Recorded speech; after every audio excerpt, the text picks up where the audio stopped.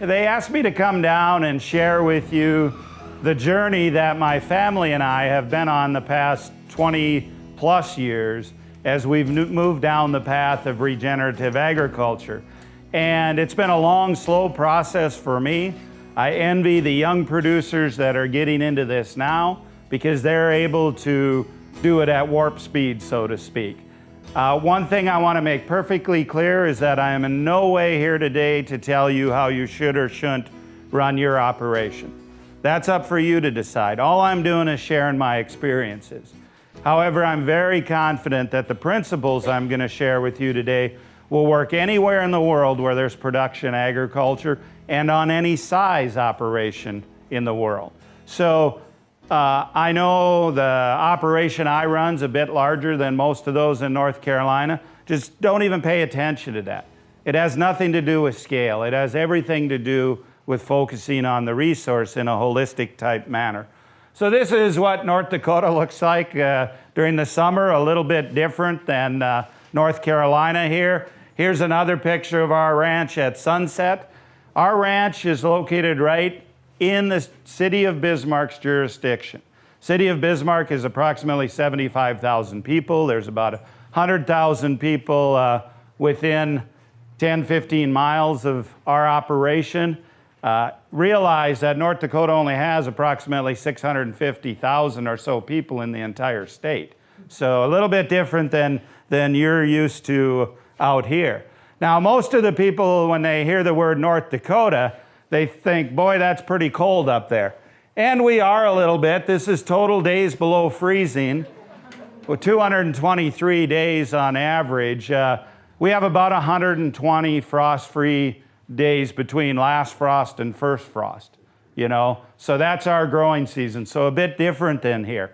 Now, how cold does it get in North Dakota? You know, it was a little cool this morning, and I'm sure some of you on farms, if you pull into the farmyard on a cool morning and that vehicle is warm, your cat's gonna jump up on the hood of that car, right? Well, this is what happens in North Dakota. You know, we tend to get a little colder, so anything tends to take advantage of that. Now, usually when people hear the word North Dakota, they think we're up on the tundra with muskox. This actually is not a herd of muskox.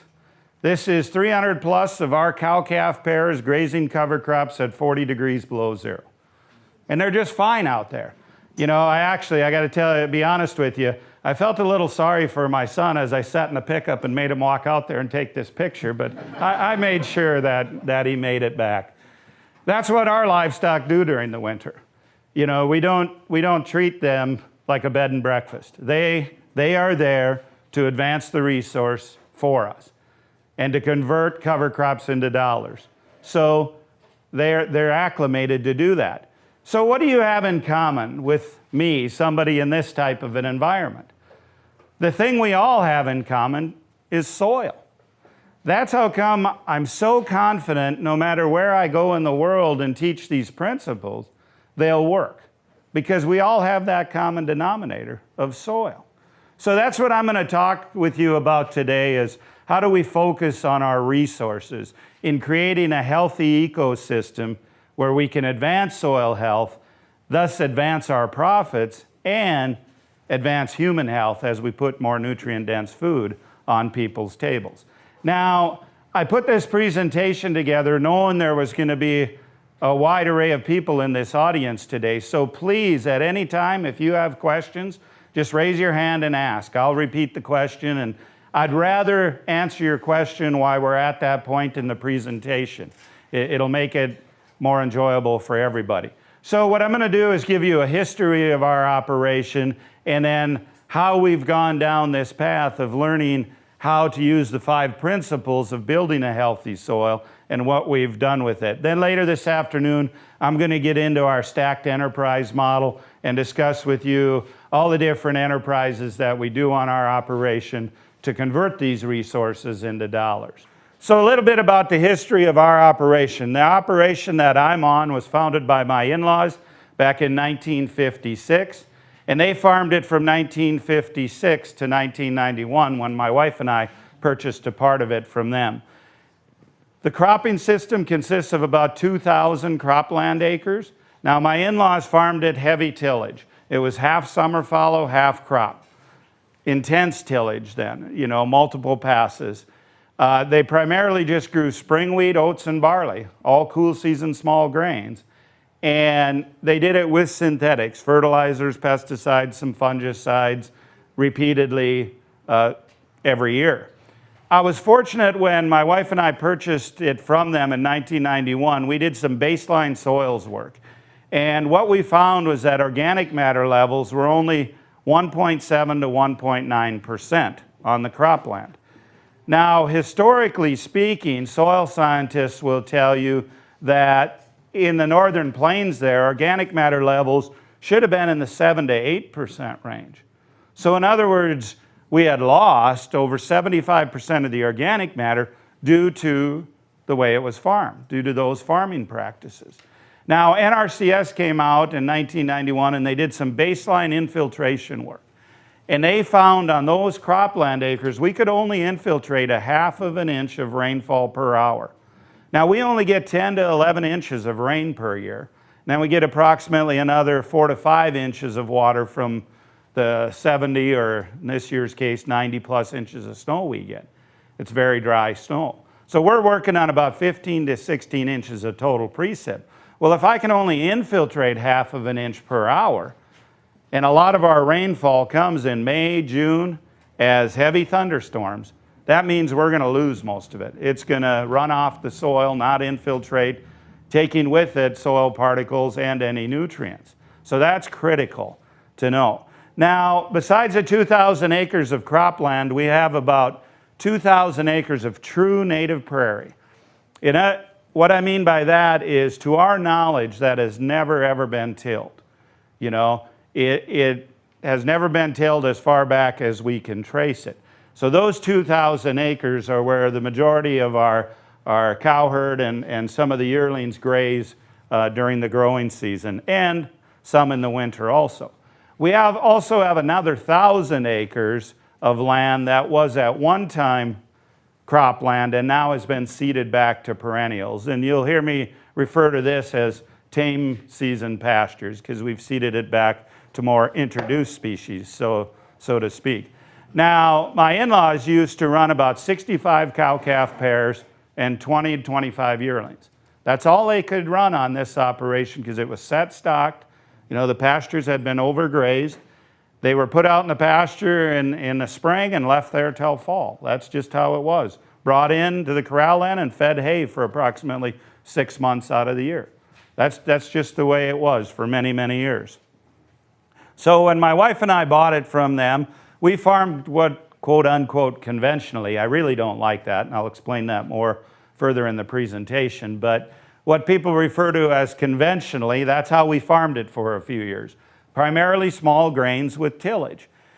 Then in 1994, I had a good friend in the northern part of North Dakota who was venturing into no-till. And he said, Gabe, you need to go no-till in order to save time and moisture. But he said, I'm going to give you some advice. If you're going to do that, sell all your tillage equipment. Then you'll never be tempted to go back. And I actually had to do that. As a young producer starting out, I couldn't afford this no-till drill unless I sold all the tillage equipment. So we did. So we've been 100% zero-till since 1994. So nothing ever gets tilled on our operation. Also in 1994, I started to diversify the crop rotation a little bit. I added peas to the rotation. And I did this simply to take advantage of nature. Above every acre, there's approximately 32,000 tons of atmospheric nitrogen. So why don't we take advantage of that? All we have to do is grow legumes, and we can take advantage of that. For all the years my father-in-law farmed, and the few years I've farmed conventionally, we didn't have any legumes in the rotation. Why wouldn't we do that? Why do we want to write a check for something when it's available to us free? And I don't see these principles are going to apply to grain farmers, but they're also going to apply in your garden, because gardeners should be taking advantage of these principles also. Okay? Now, 1995 came along. We were diversifying the rotation a little bit, adding some other crops. And it wasn't just spring wheat. We had oats and barley and peas and a few other crops. I had 1,200 acres of spring wheat in, and the day before I was going to start combining, we got wiped out by hail. And I don't know if you get hail much down here, but we tend to get a lot of it in the northern plains. And this was pretty devastating for a young family starting out. We did not have any crop insurance at that time because hail, it just never occurred at such frequency that it would devastate your whole production, because the farm is large enough and spread out. Usually you don't get it taking all your crop, but it did me that year. We lost 1,200 acres. Well, it was so devastating we didn't even have grazing for the livestock. So I had to figure out, okay, I got to quick seed something, this occurred in August, that I can get some grazing in the fall. So I did some studying and I came across winter triticale and hairy vetch. They're both fall-seeded biennials. You seed them in the fall, they start to grow, you can get a little grazing out of them, but then they come the next spring. And the reason I started down that path was to take advantage of another synergy in nature, and that's the interaction through mycorrhizal fungi that plants have. Because what really happens, hairy vetch being a legume, it'll fix nitrogen, and then it'll transfer that nitrogen through mycorrhizal fungi to the triticale plant, which is a grass plant, thus improving the growth of the triticale. The triticale, in turn, will uptake phosphorus, and through mycorrhizal fungi, it'll pass that on to the legume, the hairy vetch. So I started taking advantage of these synergies in nature. 1996, I expanded the rotation a little more. I put corn into the rotation. Unfortunately, we lost 100% of our crop to hail again.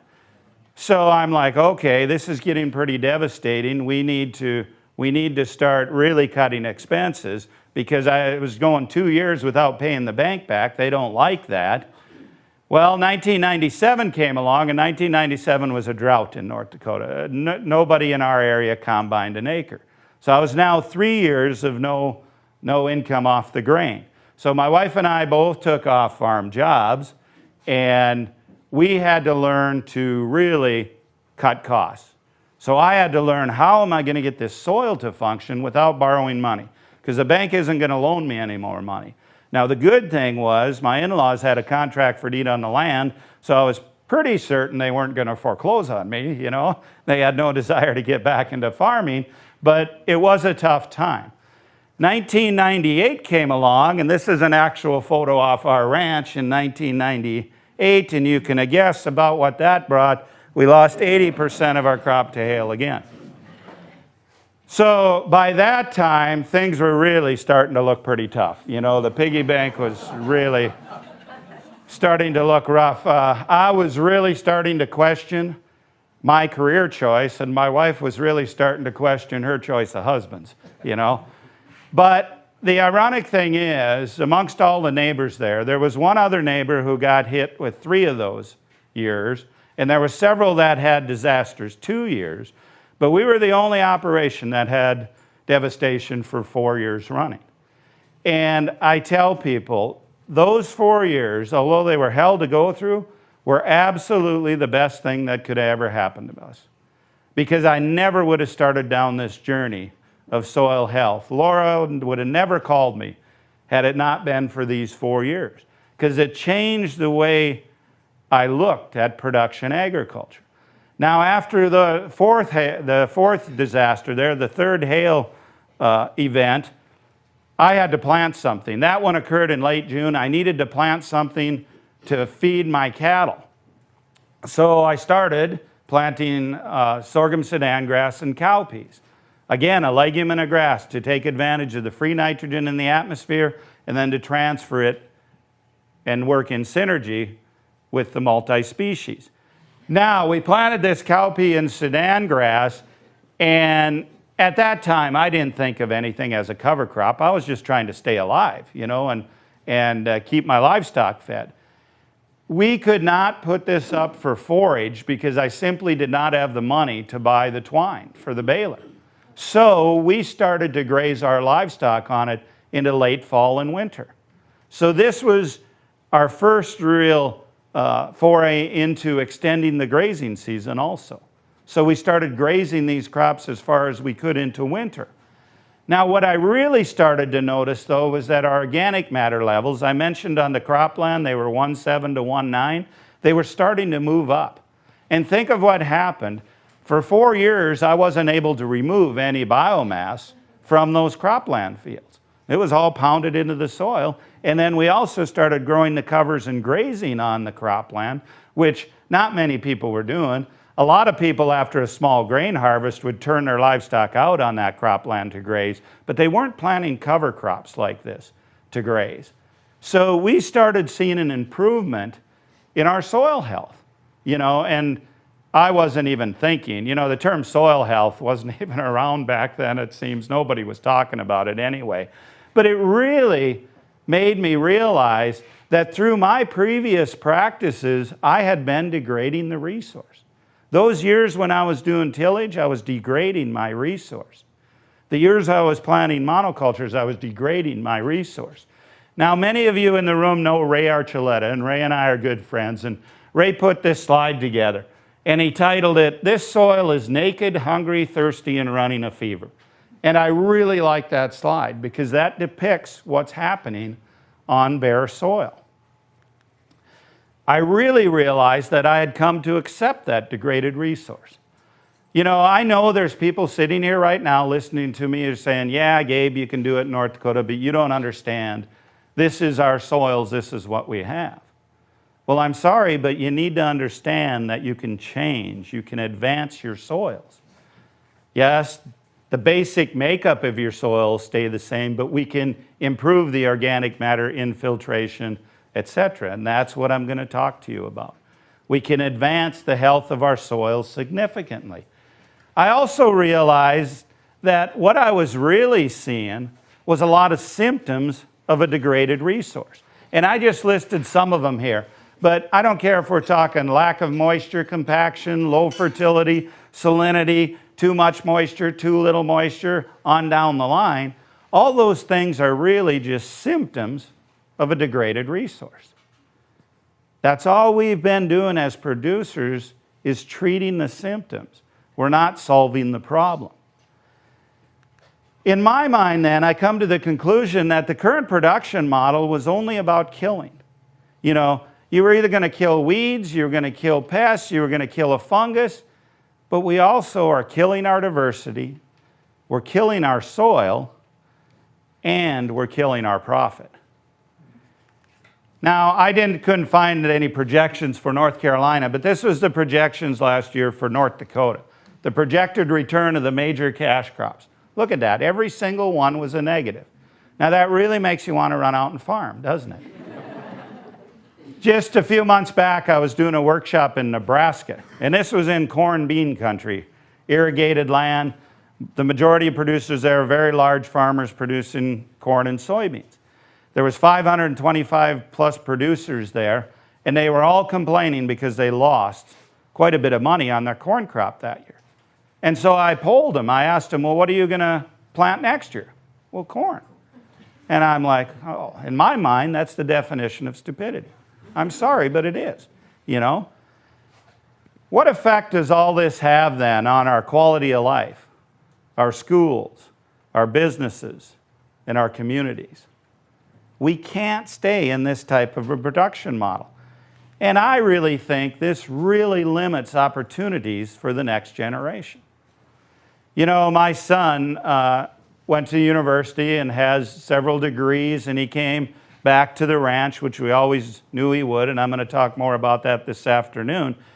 But he finds it just sad that not a single one of his classmates in his inner circle, so to speak, is back directly related and working in agriculture. That's sad. There's tremendous opportunities in agriculture today if we change the way we look at things. And that's what happened to me. In 1997, I had the opportunity to attend my first holistic management conference. And there was a rancher from northern Alberta there by the name of Don Campbell. And Don made this statement, and I include it in every one of my presentations. He said, if you want to make small changes, change the way you do things. But if you want to make major changes, change the way you see things. And I'll never forget when he said that, because that was right after the third year of disaster, and I'm thinking, boy, I got to change the way I look at production agriculture. So there is another way of doing things. And that other way is about life. On the left there, you have a picture of Mars. On the right, you have a picture of the Earth. What's the difference between the two? The difference is life. It's all about life. Specifically, it's about doing things nature's way. And these principles that I'm going to share with you, this is how nature functions. Look at nature. In nature, there's no mechanical disturbance. We all agree on that. Now, there is some disturbances, with a major hurricane or flood, etc. But there's no mechanical disturbance in nature. In nature, there's always armor on the soil surface. You look at how nature is. Yes, question. Define armor. Armor, I mean, and I'll explain that more coming up, but I mean cover on the soil. The soil is covered. Now you're going to say, well, but deserts aren't covered. But read the historical context. How many deserts were there really in this world? Very, very few. The settlers, for instance, the first explorers that come into the area that is now Arizona, they talked about grass as high as the saddle on the horses. Do you see that today in Arizona? Hardly, right? So the soil was always covered. The other thing there was, nature cycles water very efficiently. One of the big problems we're having all around the world today is a dysfunctional water cycle. They talk about the Ogallala Aquifer and how that is being depleted rapidly. California is in a perpetual fight for water. Now all of a sudden they have major flooding. Wherever I go speak, water is becoming a critical issue. And we'll talk more about that. The other thing in nature, there's living plant root networks. And I mentioned mycorrhizal fungi. But there's many other networks that are happening due to the diversity. There's always something alive. You look where I'm from in North Dakota, and you see it here. When the snow leaves, you're going to have something as soon as the temperature gets warm enough that's green and growing.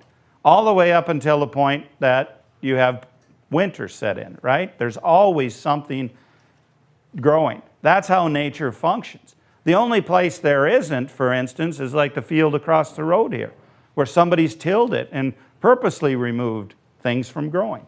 That's not natural. Think of it this way. Why do weeds grow?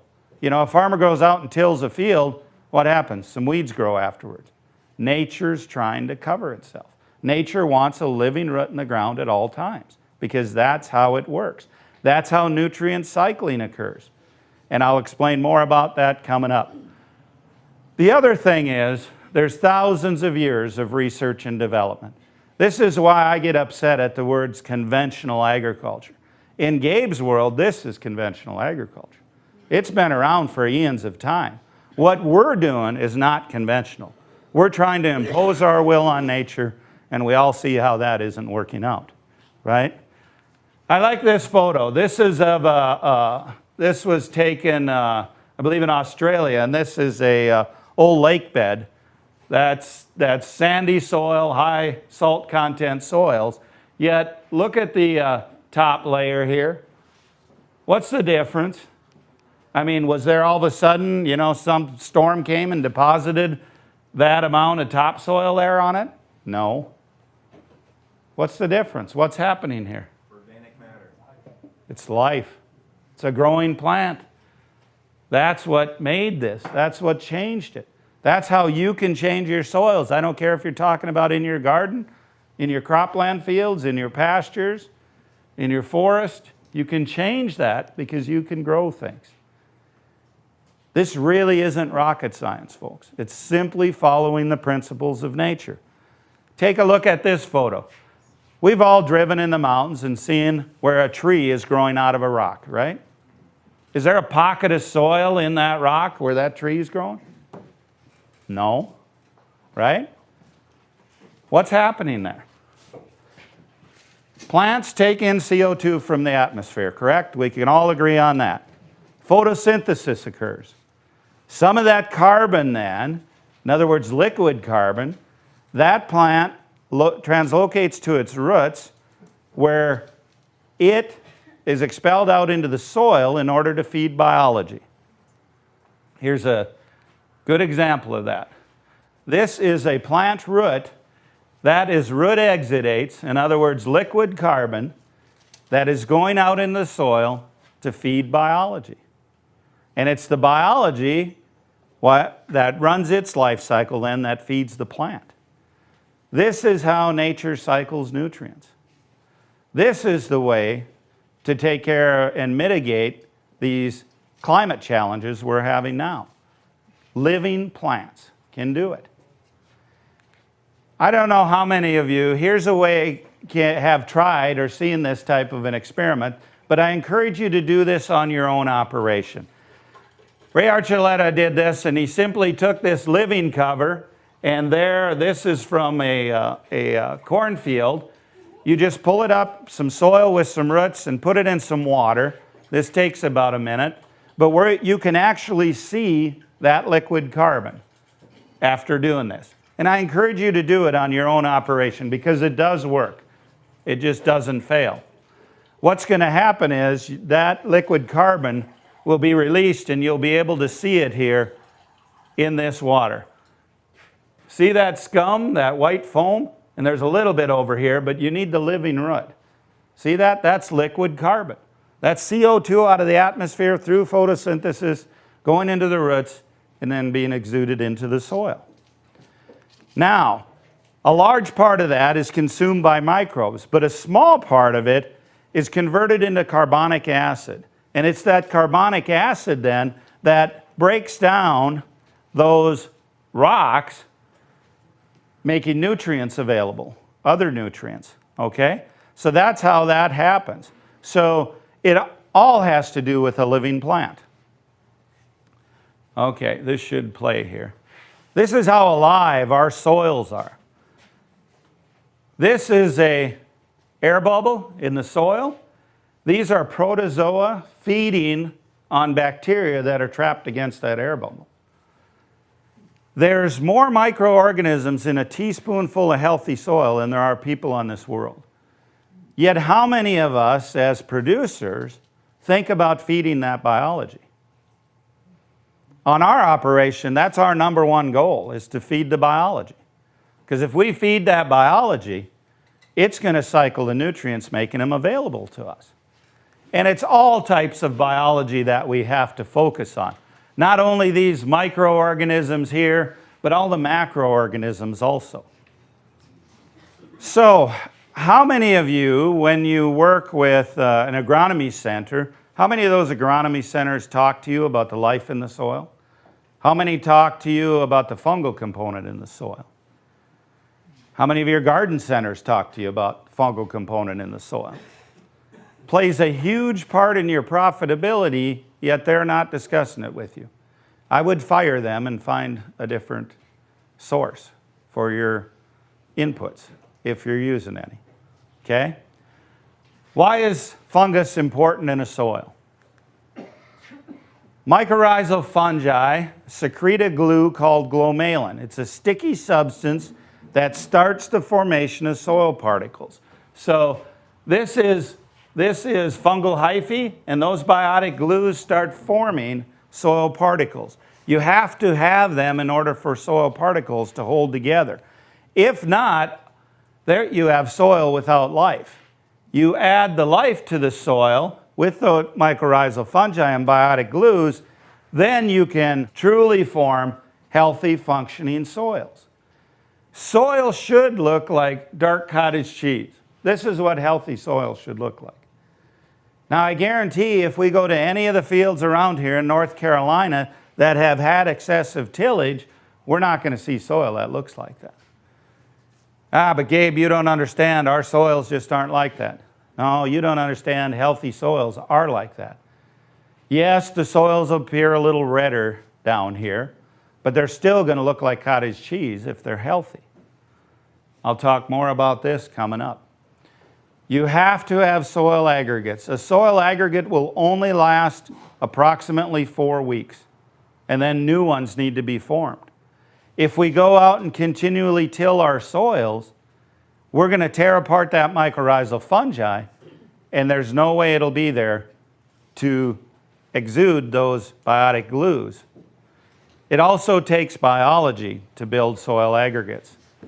Ray Archuleta said it best, plant and soil are one. It's kind of like the chicken and the egg. You have to have both. I don't know which came first, but growing topsoil is a biological process. And we can grow topsoil. You know, I so often hear, oh, it takes 500 years to grow an inch of topsoil. I don't believe that for a minute. We're doing it much, much, much quicker than that, using the template of nature to do so. Growing plants cycle carbon. That's the biggest problem we have with climate change, so to speak. We're not growing enough plants in this world. We're simply not. There's too long a time where lands are idle and there's not a living plant on it. Take a look at how we misuse carbon today. So in production agriculture, many producers are using synthetic fertilizers. That accelerates carbon release, okay? When you remove a crop, and I put combining here, I didn't have a picture of picking vegetables, it'd be the same thing. When you remove that edible portion, you're going to remove part of the carbon. Now, we all agree that's required for us to make a living, correct? So, okay, realize we're taking part of that carbon away by doing that. Then, lots of times you remove the residue. If you're in cowboy country like I am, they'll bale everything. All that straw gets baled up, and you're hauling that off. Or if you put up hay and remove that hay off a field, you're removing a large part of the carbon. Now in your gardens, if you're out there removing the plant material after the growing season, you're removing the carbon. Then what happens? Large-scale agriculture goes out and tills this way. In a garden, we're going in, and many people in rototilling. We're removing all the carbon that has been added that year by that growing plant. Okay? You're just going to keep going backwards. The answer then is a degraded resource. Question? Yes? I have a question about the living root. Okay. If I have mostly perennial pastures, when that living root goes dormant, is it still count as a living root, or should I be having cover crops on there? No, you should not. The question was, if you have a perennial pasture and that pasture goes dormant, that root and that plant are still functioning, okay? It is leaking small amounts in there. Now, I would say this much. Obviously, here in North Carolina, you're in a warm season environment. So most of your perennial pastures are going to be warm season based. But there should be a cool season component in there that will grow for a large part of the remainder of the year when that warm season perennial is dormant. One of the problems we've seen in perennial pastures is that many producers, they will just seed one species, a monoculture species in that plant, in that pasture, and it will not have the diversity. And if it doesn't have diversity, then you're going to run into that situation. So then you need to go in there and add like a cool season component. Now, I do not recommend normally going and tilling up perennial pastures. I mean, don't destroy the good that's already there, but you can do some interseeding into those. That was a good question. So we end up then, since we remove all that carbon, we have a degraded ecosystem. Don't care if you're talking on cropland, in a garden, on pasture land, hayland, it's a degraded ecosystem. I'm going to show you a series of slides here that compare 4 systems. Now, we can put this on a garden type scale too. We can talk about orchards. It's all relevant. This just happens to be in larger scale grain production. This series was done 2 years ago by a team of scientists. One of the benefits I have, since I got a big mouth and travel all over talking about this, I get a lot of scientists who come to our operation and they want to do research on my operation. Now, the majority of them will tell me, oh, you got to plant a monoculture here and you got to do this here. And I say, no, no, no. I'm going to run my farm as an ecosystem. If you can do research based on the way I operate, fine. If not, goodbye. And most of them drive away frustrated. But there are some who really grasp this and understand this, that our operations are ecosystems. So one such researcher is Dr. Rick Haney at Temple, Texas. He's a soil scientist. And he decided to compare operations in my area. So he looked at 4 producers, and all located within a few miles of my operation, all with basically the same soil types. So there wasn't variation there. Here's what we found. Okay, the first producer was an organic producer. Now this organic producer has a very diverse rotation. He grows spring wheat, winter wheat, sunflowers, dry edible beans, peas, barley, oats, alfalfa. Very, very diverse crop rotation, but heavy tillage. Now, to his credit, when you walk on his operation, you can at least hear and see life. There's insect activity, and he does try and grow some cover crops, but he's tilling repeatedly, before the cash crop, after the cash crop. Now, if you look at the soil, it just so happens that he had sunflowers growing. You see that surface area? It's capped. Because a bare soil, it's heated up, dried up, it's capped. You can also see the horizontal breaking where the tillage layers were. Now, infiltration rates, when we did infiltration rates on this field, it was just a little over 1/2 an inch per hour of water that could be infiltrated into this soil.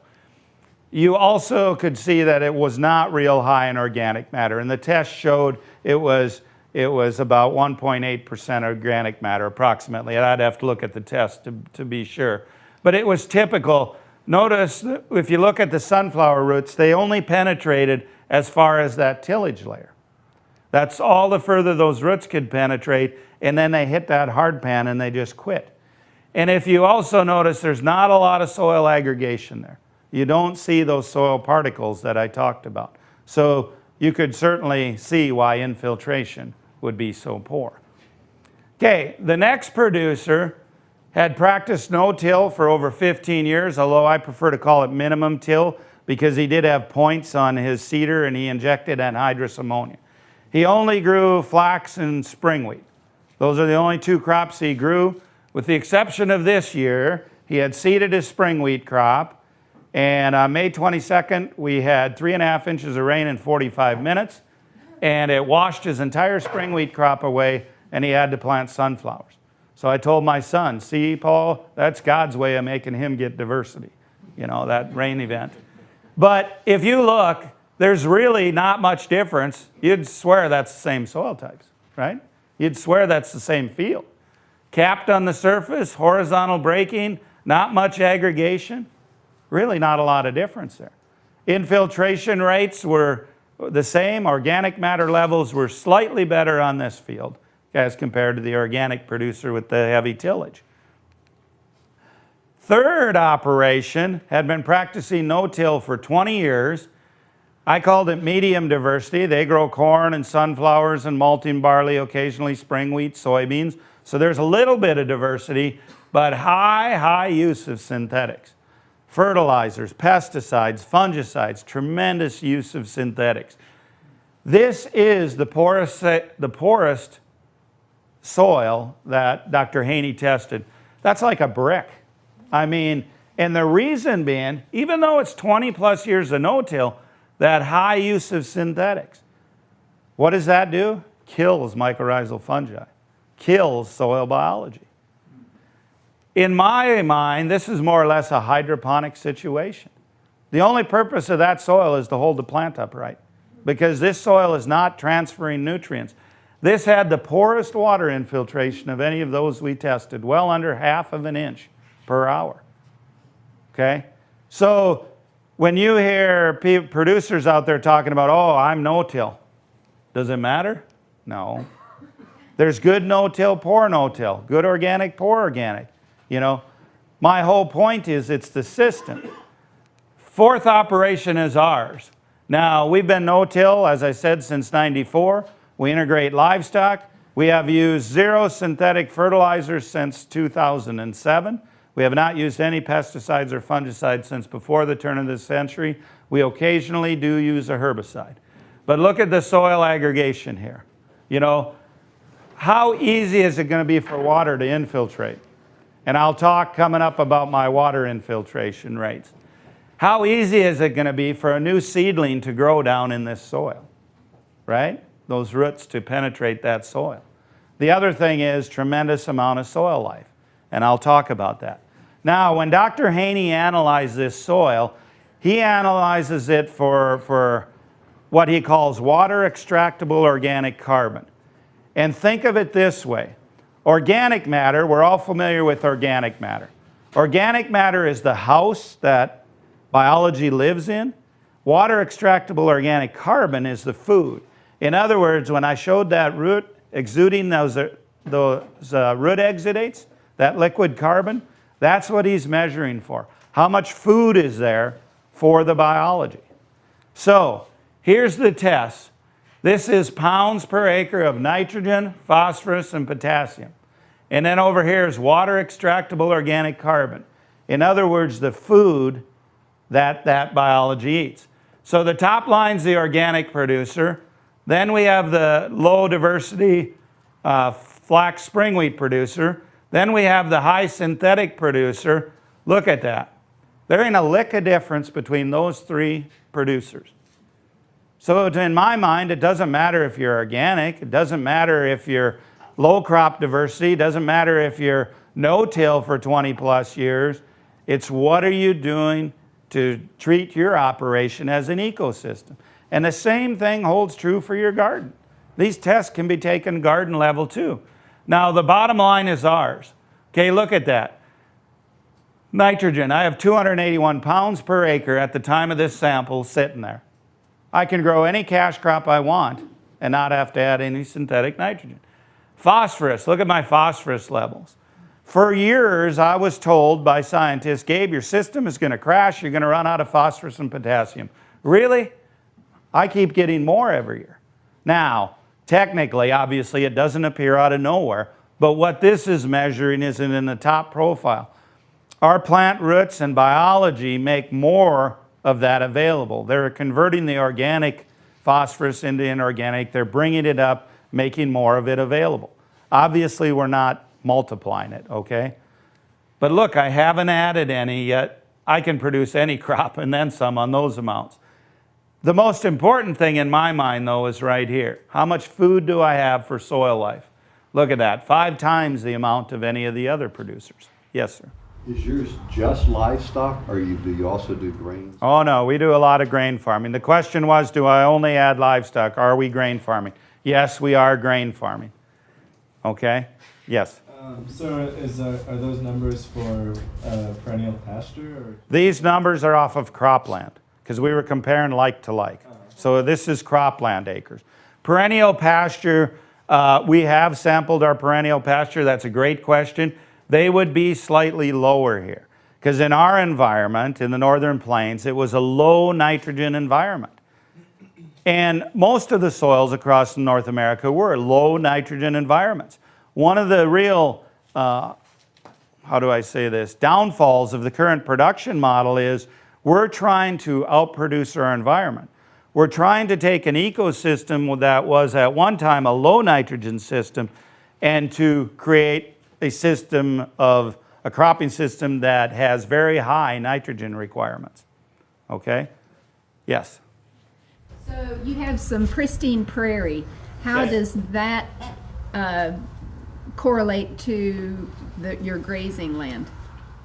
Yes, and that's a great question. So when we test our true native prairie, it's going to depend on management. As you increase stock density livestock numbers, you're gonna obviously be cycling nutrients faster, so it will up the numbers a little bit. They're not going to be as high as right here, but you're going to up them over a system that is low stock density and, or like a forested system without livestock integration.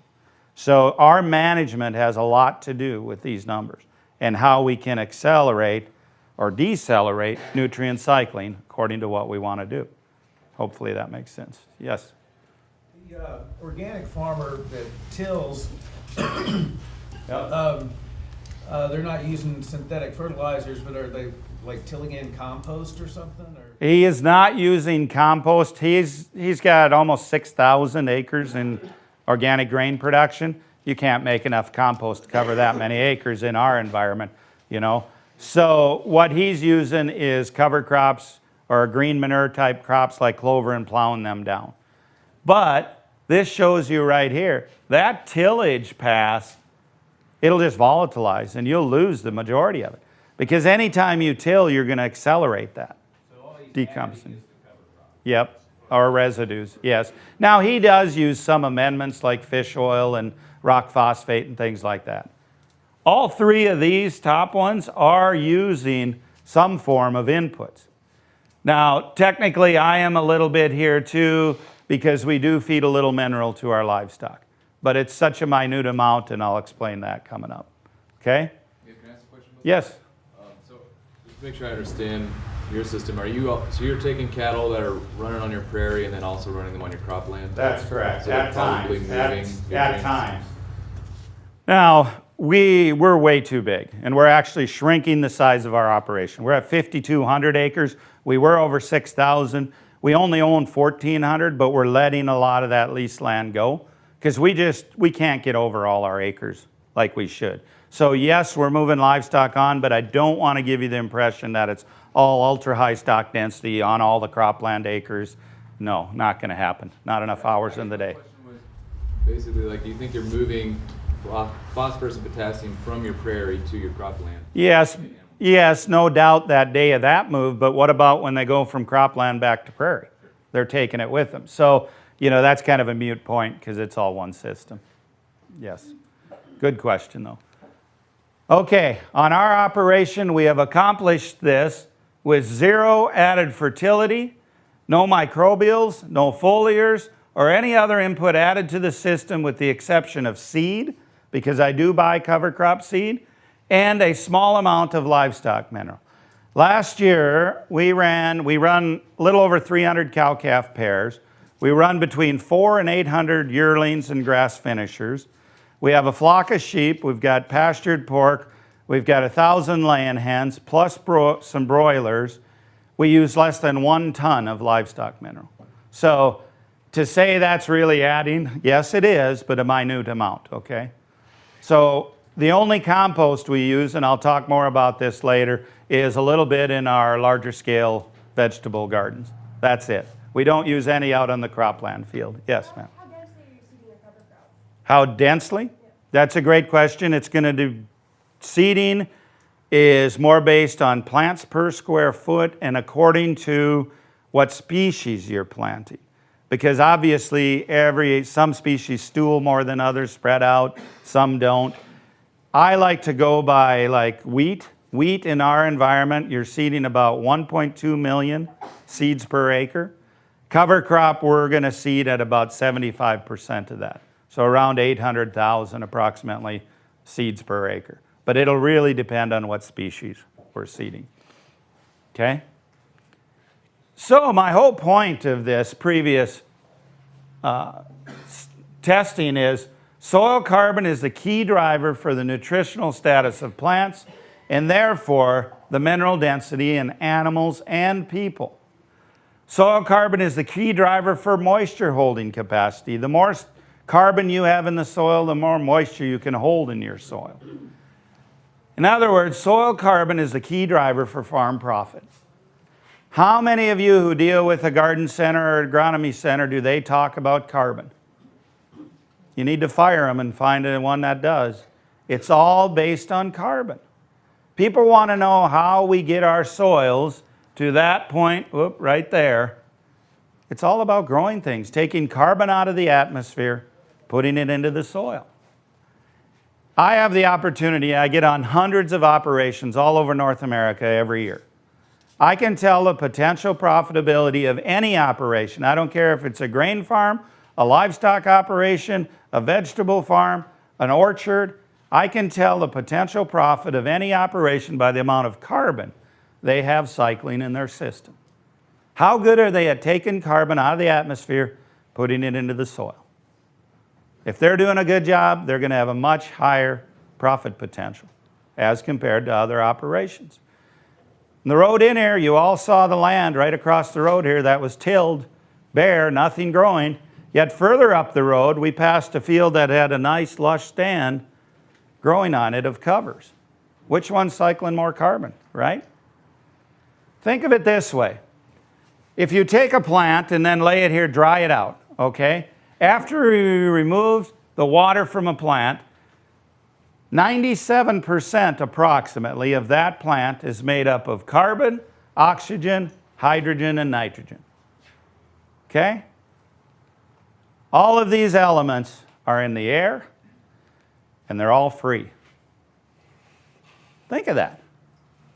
So as producers, why don't we want to take advantage of that? Vegetable farmers, cash grain producers, why don't we want to take advantage of that? It's free, it's in the air. For years, when I was farming, quote unquote, conventionally, all I did was write checks. I got tired of writing checks. Why do I want to write checks for something that's free? Right? You need to not do that. Okay. What about micronutrients? People tell me, yeah, Gabe, that's some of the macros, but what about the micronutrients? I so wish when I started down this path in the 90s, I would have archived some of my soils because they were just dead and lifeless, and I didn't do that. I wish I would have done a micronutrient analysis on that. Now, a good friend of mine, Colin Seiss in Australia, he's been working with Dr. Christine Jones, who's one of the world's foremost soil ecologists. They were doing these long-term studies on Colin's place. So they had those soils sampled when Colin moved down this path, and they've sampled them recently. Here's what they found. This is the total amount of these nutrients and the available amount, in other words, the amount that's available for uptake by the plants, how much it's increased since he's moved down this path. Every single micronutrient they tested for is higher now than it was when he started. Colin's not adding it, okay?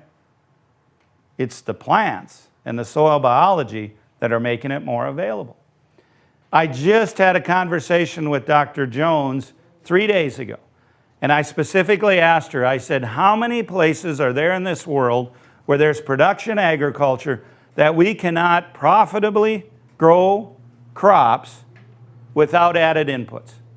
She told me there isn't any. She said everywhere in the world where there's production agriculture, you can get soil to function like this. Now, obviously, some soils are going to take longer. Yours here in North Carolina have been farmed much longer than mine have in the Dakotas. But you can advance soils drastically. You know, just up the road here, you got Ray Stiers, and who passed me the little sample there? Yeah, he passed me a sample of a cover crop seed mix this morning that's named after Ray Stiers. Ray has been doing this for 30 plus years without the added inputs. We can advance soils anywhere. What was his name again? This person, this is Colin Seiss. Oh, Ray Stier, S-T-Y-E-R.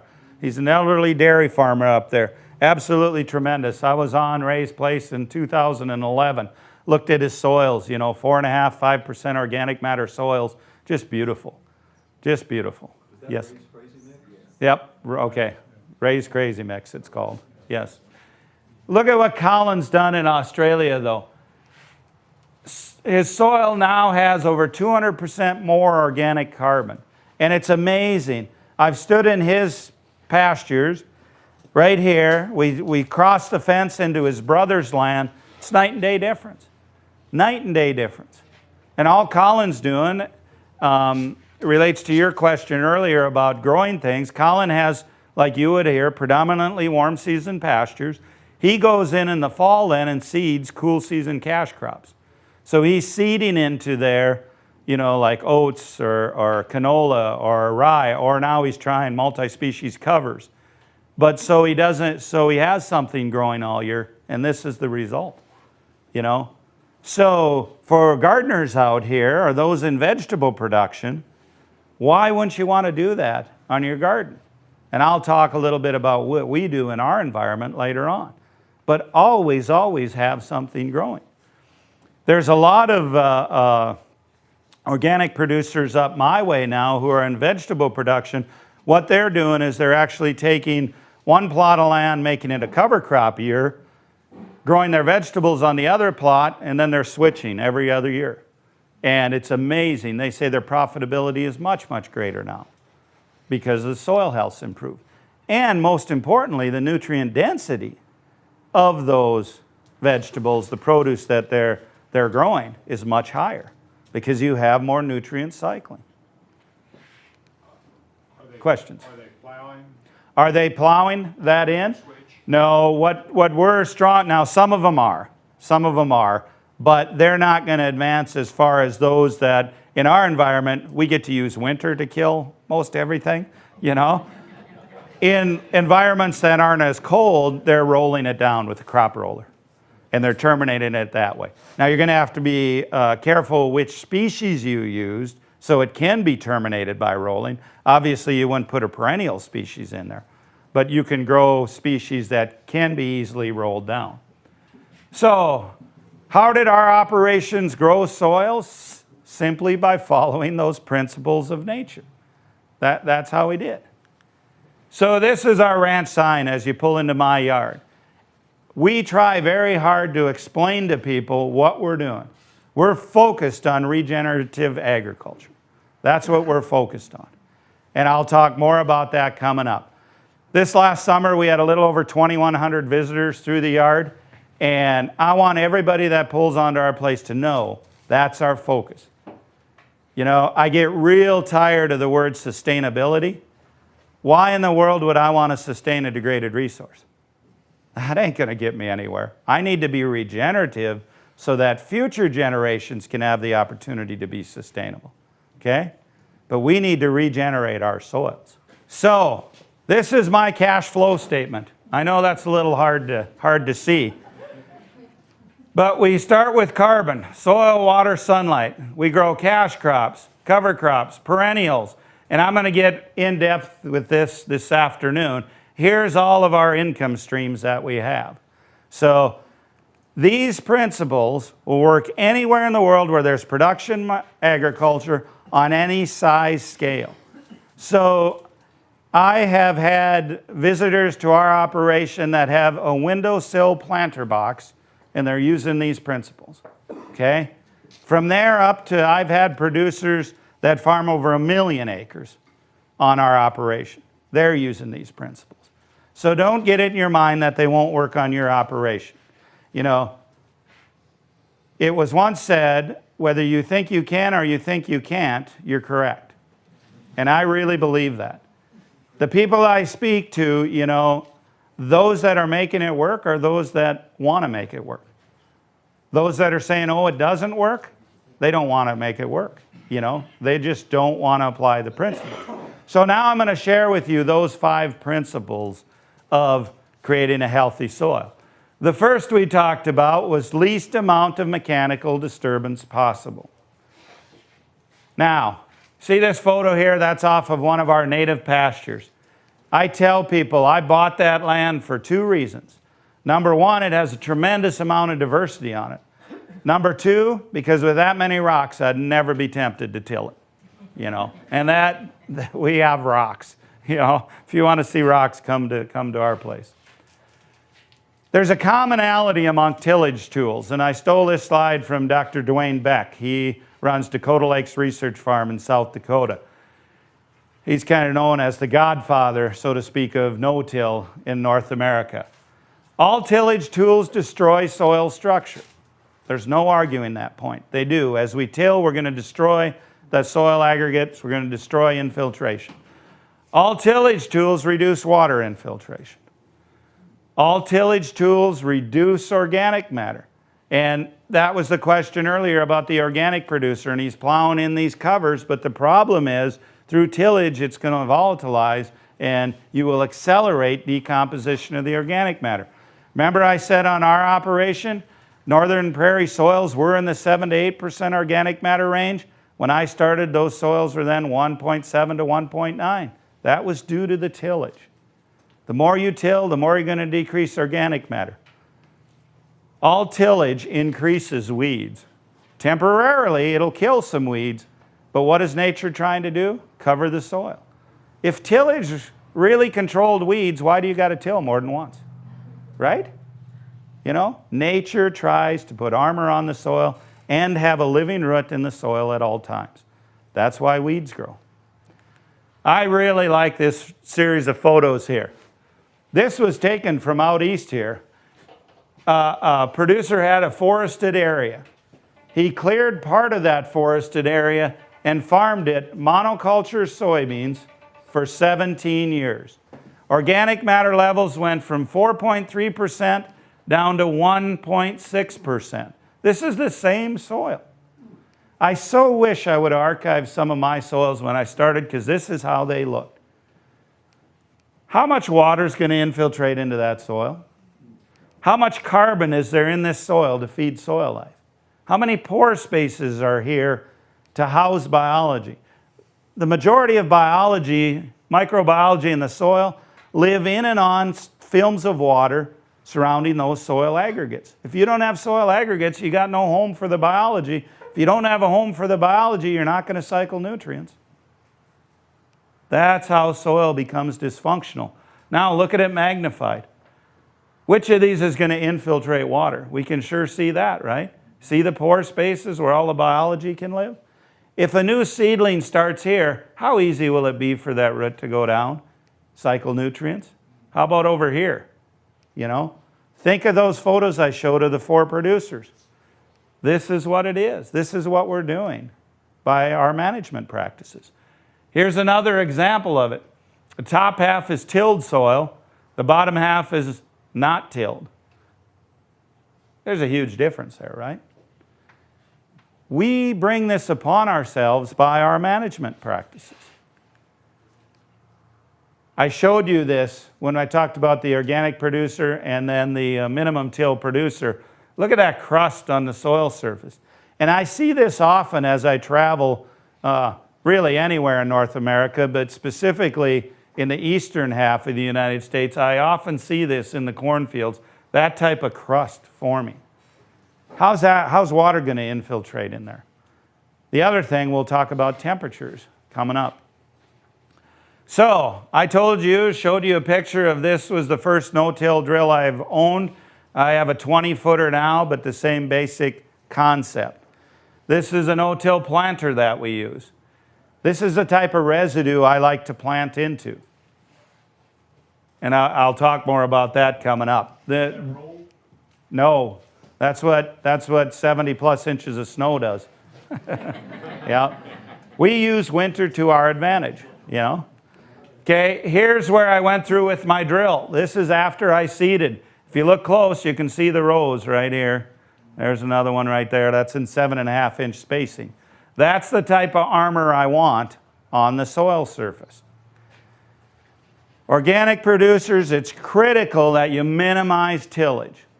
And it just so happens I started working with a couple of large producers here, one in Georgia, where we're working on an organic no-till operation. We're not going to call it no-till because we're still going to use a tillage pass to take perennials out, to put it in annuals, but then we're going to no-till for multiple years.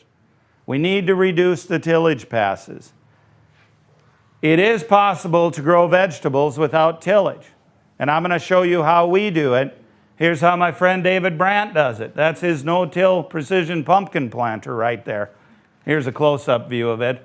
See, he just has the same type of opener on that as is on my no-till drill. Now, he uses a wavy coulter up in front. I wouldn't use that. I don't like that. That's too much tillage. But here's what he's able to do. He no-tills pumpkins into there. This is in a rolled down cover. Yes? What company is that? He built that himself. Oh. Yeah, he built that himself. But there's not much to it. And you know, you can do it. Here's what it looks like a little later in the season. Notice no weed pressure there due to the rolled down cover. There's what it is right before harvest. Works. Okay? I'm going to show you this. These next slides are for my place. This is my no-till potato production. All we did, we took some compost, spread it out there, placed the potato sets on top, started the tractor with a round bale of hay, rolled it over the top of it. There's just a picture a little later. We just finished doing it. There's a little later in the season, same potatoes. Come back in the fall, you peel the hay back, there's your potatoes. Now, I want to tell you, you got to make sure that that hay is not real thick to start, because those are pretty tender shoots coming out of those potatoes. So you want to keep it thin. When you unroll a hay bale, there's going to be spots that are too thick. So we just go, and that's what my son was doing, take a little of it off there, and then it comes through just fine, and then we got our potatoes. Are you going to do it? Will those potatoes be as large and, as prolific as if they were in the ground? No, but I don't care. This is really easy, and it works well, and I don't have to till, so it works. Yeah, works well. Okay. Question the rationale of this. I'm going to talk about my neighbor. He's not here, and I doubt he's ever watched a video, because if he hasn't watched one of my YouTube videos in the last 20 years, he isn't going to start now. Every fall, this road here separates his place, mine's on the other side of the road. Every fall, he goes and tills this low spot right here. Has for over 30 years. Every spring, he'll go in there and get it seeded. Then we get a little rain, ½ inch, and that's what happens. All of a sudden, he's got a duck pond there, okay? Here's an actual photo taken June 15, 2009. I took it from the front porch of my house. They were forecasting major rainfall event. We thought ½ inch, the Weather Service gets carried away, it'll be a ½ inch. Started raining at about 5:30, 6 o'clock in the evening. By midnight, we had 12.2 inches, 6 hours. We ended up getting another little over an inch the next morning. We had 13.6 inches in 22 hours. Jay Fear, who's the district NRCS soil conservationist in our county, came out that morning and took this photo. That's my farmstead in the background. Now, there is some slope there, nothing like the slope you guys have, but there is slope there. I'm a little embarrassed. There's a little bit of bare soil here, but it doesn't look bad for 13.6 inches of rain, does it? 22 hours? Now, he dug down in the soil. This is the photo he took. So that photo I showed you earlier of the pore spaces, that's my soil after 13.6 inches of rain.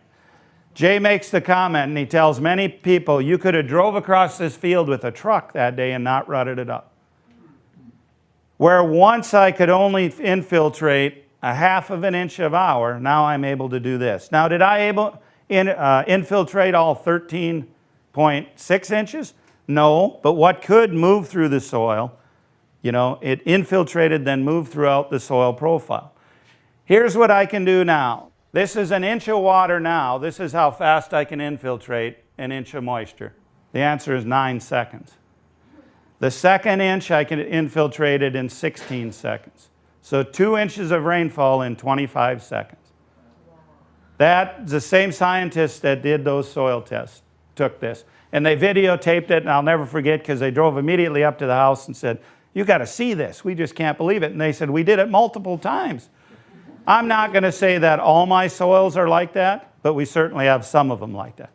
So where I once started with only ½ of an inch per hour, now I can infiltrate 2 inches in 25 seconds. We only get 10 to 11 inches a year. It's not how much rainfall you get. How much can you infiltrate into the soil? And then, due to the amount of organic matter you have, you'll hold for when you need. We create most of our own droughts by our management. I was out in California putting on a workshop, and you don't understand, we're in a drought. I said, really? Well, what's rainfall? We've only had 30 inches this year. And I'm like, and how much have you infiltrated? And when you do infiltration tests out there, well under an inch an hour.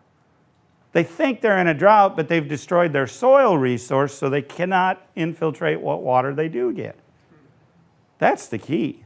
I don't care if we're talking in a garden, in a large-scale grain operation, in a nursery, whatever the case may be.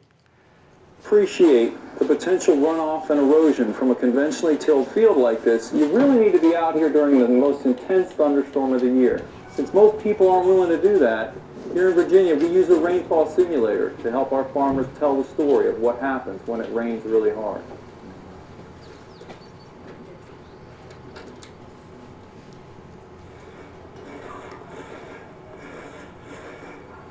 On the left, we start with a tray of dry, loose soil taken from a clean till field.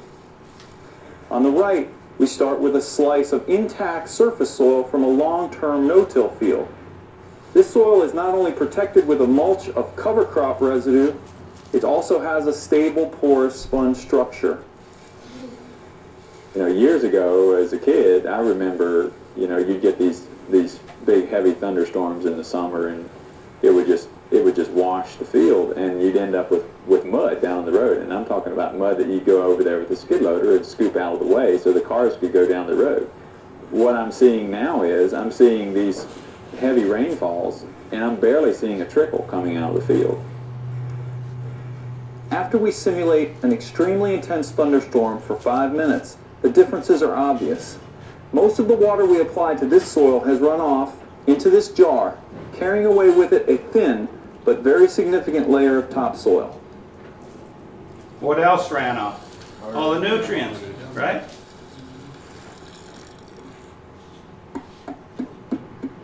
We just applied 1.5 inches of very intense rainfall to this bare, tilled soil.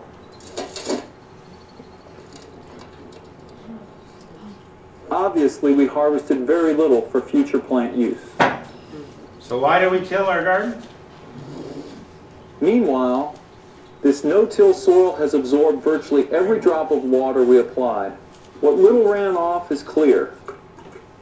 The bottom line is pretty simple. If you want to harvest more rain like these no-till farmers are doing, keep your soil covered on top and make it a sponge underneath.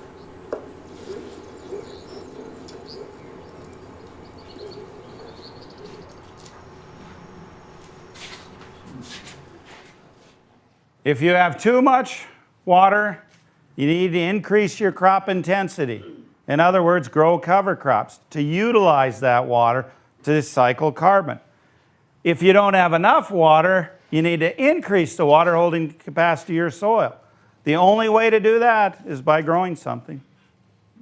Taking CO2, increasing organic matter in your soils. Approximately 2/3 of the organic matter increase in soils comes from roots.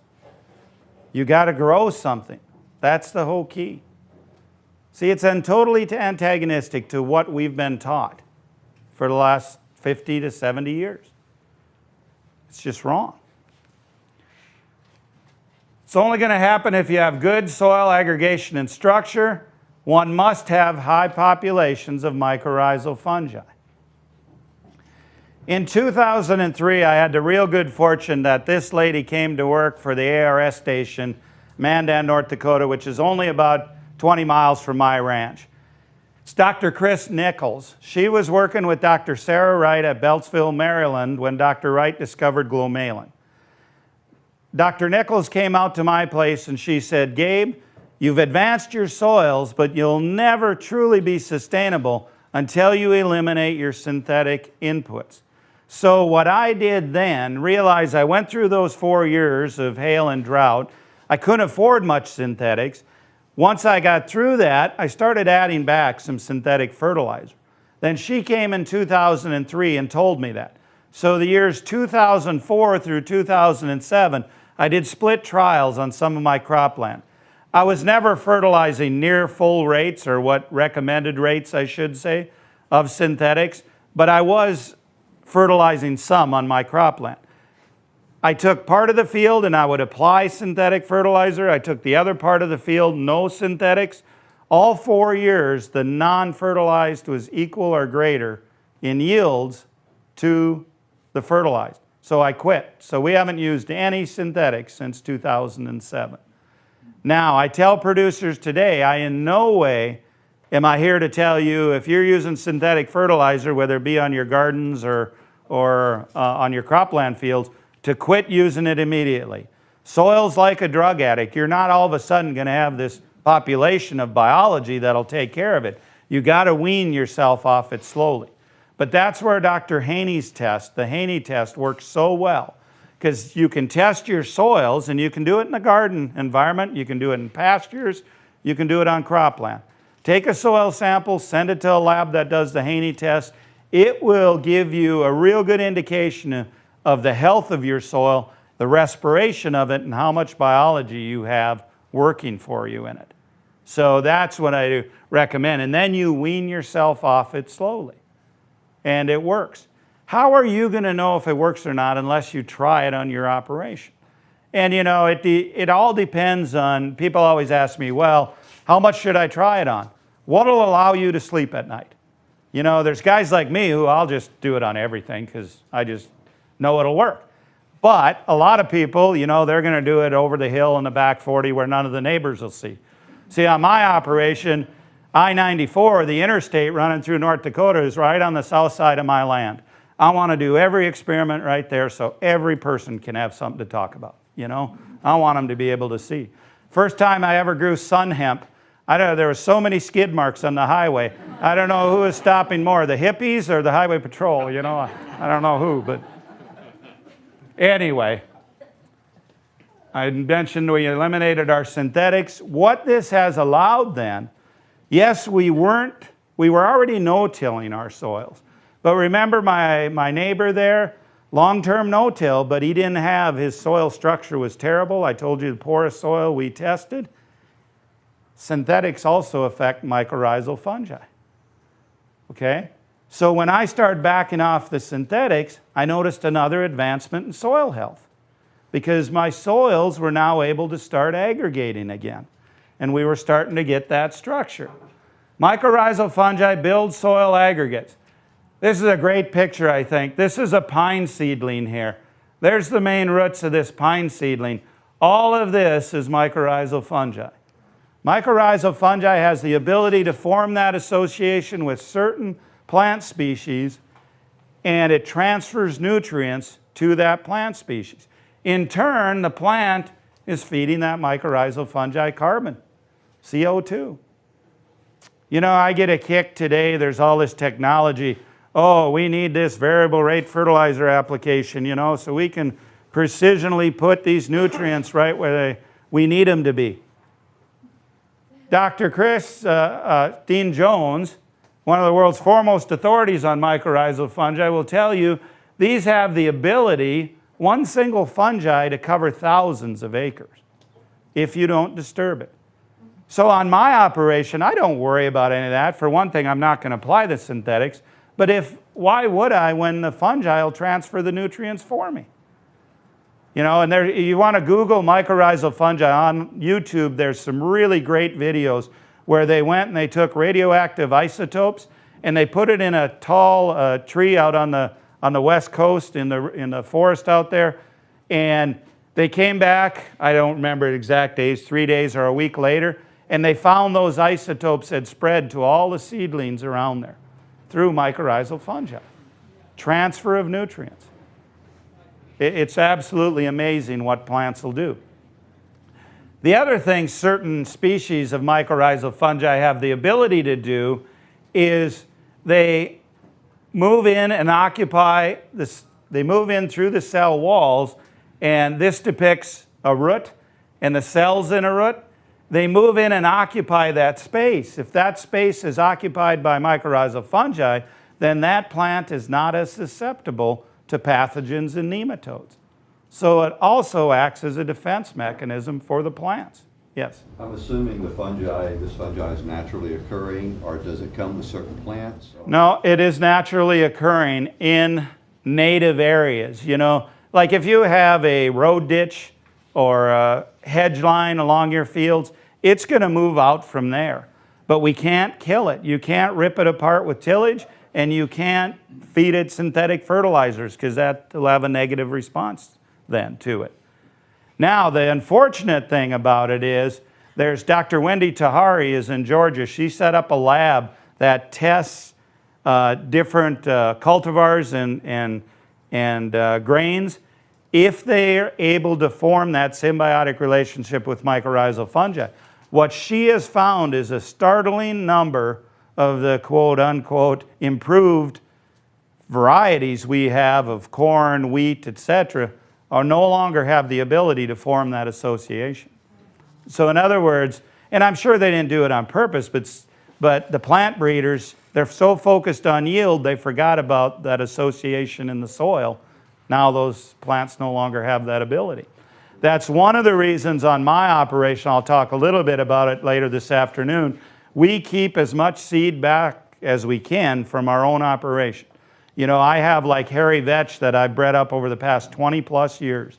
I know it can form that association, you know, that those species are acclimated to my environment. And I think that's a lost art. We forgot how to keep our own seed. Vegetable producers should be doing that. They need to be keeping their own seed. Now, I'm going to show you another interesting series of slides. This is Dr. David Johnson. He's at New Mexico State University.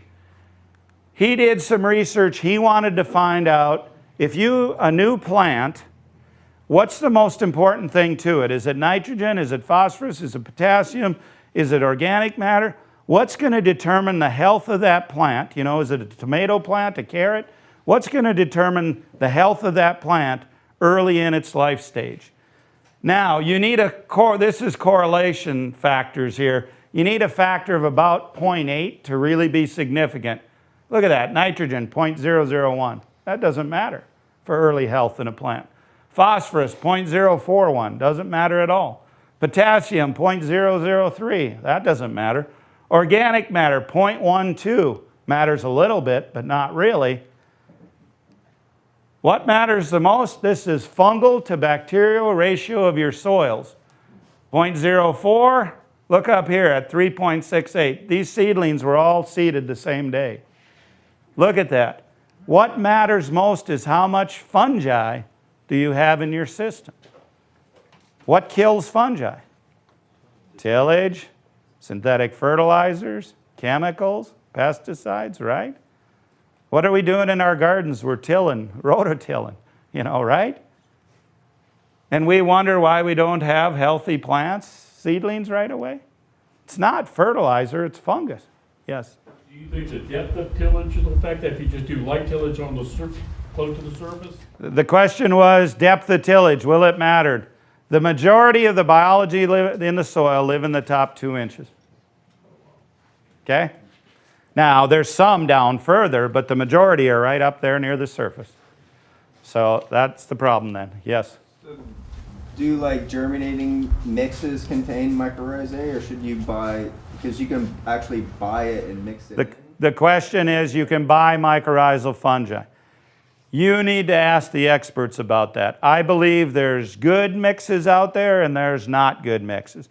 I spoke to Dr. Tahari herself about that. She said, Gabe, the species we really need, she says, they have not been able to propagate in large numbers yet.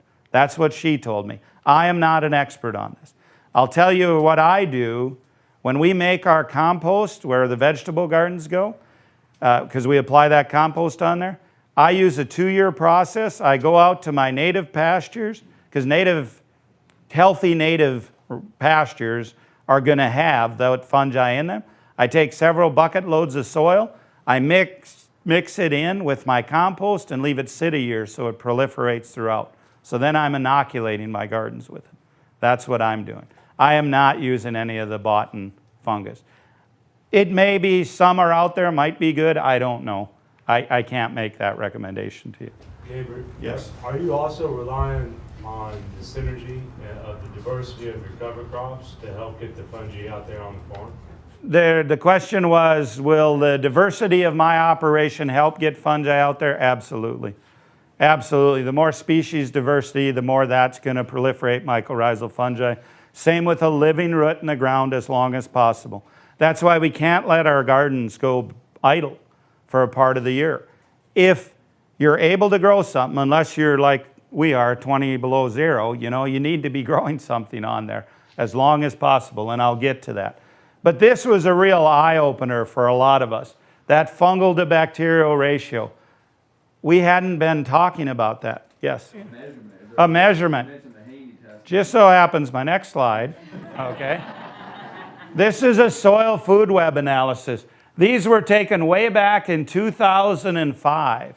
Now, realize forested areas like you have here in the Carolinas are going to be much more fungal dominant than we are on the northern plains. We're going to be more bacterial dominant. So that's an advantage to your soils right off the bat. Now realize if you've tilled that for years and years, you've destroyed it. The good news is it'll be able to move in if you're close to a forested area.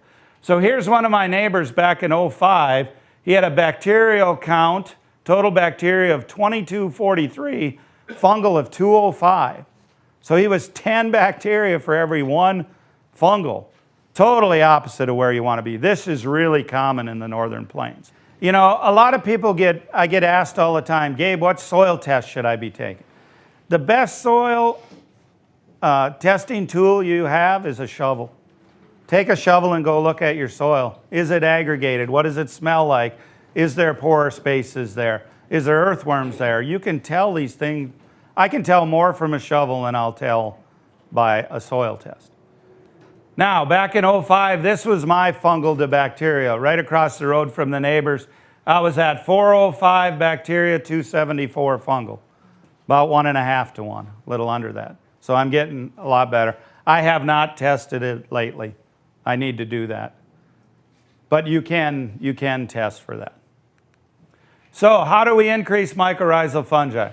Reduce or eliminate chemicals, reduce, eliminate tillage, reduce, eliminate synthetic fertilizer, living plant cover as long as possible throughout the year. This is not rocket science. Yes? I think you said it, but I missed it from the previous slide. What's a good goal for fungal to bacterial? Yeah, you want to be 1-to-1. Good goal, fungal bacteria is 1-to-1. Just as close to it as you can. And in your forested areas, you may actually get stronger on fungal than bacterial, and that's a good thing. Now realize there's many types of fungi, you know, and there's fungi that are harmful too. But we're going to concentrate on mycorrhizal fungi, good fungi.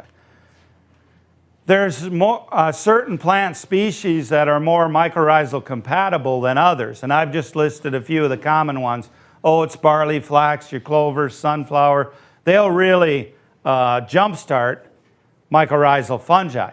So what I do, if there's times I take over a new parcel of cropland, we'll actually go in there the first year and we'll plant a cover crop mix that's high in those species, just to proliferate mycorrhizal fungi. Now, many of your brassicas are not mycorrhizal compatible, so keep that in mind, okay? Now, how fast can you heal soils? So there was a producer in Kansas who decided to go down this soil health path. To his father's credit, his father said, okay, if you want to do that, you can take part of the farm, and you know, they were into heavy tillage, monoculture production, synthetics. He went in, no-till, cover crops. There's 3 years differences. 3 years, that's the same soil. This is Michael's, Russell. That's Michael's photo. Look at that, in 3 years. It's easy to tell which of those soils has more carbon, which is going to infiltrate water, which is going to cycle more nutrients. I'm not going to say we can move all soils that fast, but you can definitely move them in the right direction fairly quickly. Okay. Next tenet of soil health, armor on the soil surface. Look at true native ecosystems. This is one of our native prairies. That's a ranger sitting behind there. That's native prairie in North Dakota. That soil is always covered. There's armor on it protecting it. Here's my neighbor, the organic producer, who I showed the soil test from. If rain falls pretty fast, hits that soil, what's going to happen there? Remember that little video I showed, rainfall simulator? Rain falls on here, what's going to happen? Shielded, protected, right? Showed this before. Soil is naked, hungry, thirsty, and running a fever. The water's going to run off there. Showed this of me planting through that residue. There's the planter. There's the drill again. What difference does that make? Now, We can get hot up there. I know you'll laugh, but we actually can in late July and August, but not near as hot as you get down here. What difference does that make? This was a 90-plus degree day in North Dakota. We had a tour out on my place. We went where there was cover. The soil temp was 87.6 degrees. Where there was no cover on the soil, we were at 107 degrees. About 20 degrees difference. What difference does that make in production? That residue is going to buffer that heat. Look what happens. Start at the bottom here. A plant likes a soil temp of about 70 degrees. If that soil temp is 70 degrees, that plant is going to use about 100% of the moisture that day for growth, okay? As the soil temp rises, at 100 degrees, that plant's only using 15% of the moisture. The rest is being evaporated away. So on that 94-degree day, look at, we were at 107 degrees where there wasn't good armor, residue on the soil. That plant's shutting down and it's not growing. If it's not growing, it's not cycling carbon out of the atmosphere. It's not making me money. And I don't care whether we're talking a vegetable or a grass in a pasture or a corn crop. Same thing, right? Now, once we get up much higher than that, we're starting to kill soil life. And that's the biggest problem that I see. There's a lot of times I can go out into tilled fields, such as the one across the road here. On a hot day, that might be 150-plus degree soil temp. You're killing biology, the same biology that's going to fertilize your plant. Okay? Makes no sense. We're shooting ourselves in the foot. Why do we want to do that? So, on that 94-degree day, we turned over some of the residue. Look at the earthworms here. 94-degree soil temp, and I've got earthworms cycling nutrients for me. You brush aside the cover crop, that's solid earthworm castings there. I tell people, when I bought that farm, I could never go fishing because you'd never find an earthworm. Now, you see earthworms like that all the time, you know. When you seed vegetable or whatever in the spring, where's that root going to go down? It's going to follow those earthworm channels right down, picking up all those nutrients, right? That's a good thing. And it's free. All I got to do is provide a home for them, and they're there working. I'm going to show this short video of worms at work, and I don't know how many of you have seen this, but this is pretty good. So they layered sawdust and some compost. And this is the earthworms eating that sawdust over a period of days, if you look in the lower left there. This takes a few minutes, but look at that. Isn't that amazing? If you have a healthy population of earthworms, what will that do to your soils? Yeah, what are we doing with tillage, with synthetics? What are we doing to our soils? Do I ever need to bring in earthworms? I never, ever had. They just spread and come. Yep, build it and they'll come. No doubt about it. Look at that. By day 18, you couldn't even tell that. That's pretty amazing, I think. Yes? So when you're transitioning from your cash crop to a cover, you're able to put the cover down without doing any tillage as well? Correct. You're drilling that cover in? We're drilling the cover directly in. We haven't tilled anything since 1993 was the last tillage pass. No reason to till. Yes? So you said we're going from a perennial to annual scenario, say vegetable production. Yep. And you have to do sometimes one tillage pass? That's the system I'm designing for the organic producers. In order to meet the organic label. If you're not organic, you know, the only way to make that work like Colin does, my environment it won't work in because it's too short a time. You know, all of our growing occurs in just this much of the year. You know, we don't have a warm or cool season. You know, we've got winter and July. You know, that's it. So you need to, down here it would. If you have a solid warm season perennial mix, a perennial pasture, you could theoretically no-till cool seasons directly into that. And there's people starting to do that. Russell, do you know of anyone down here working like that, on that?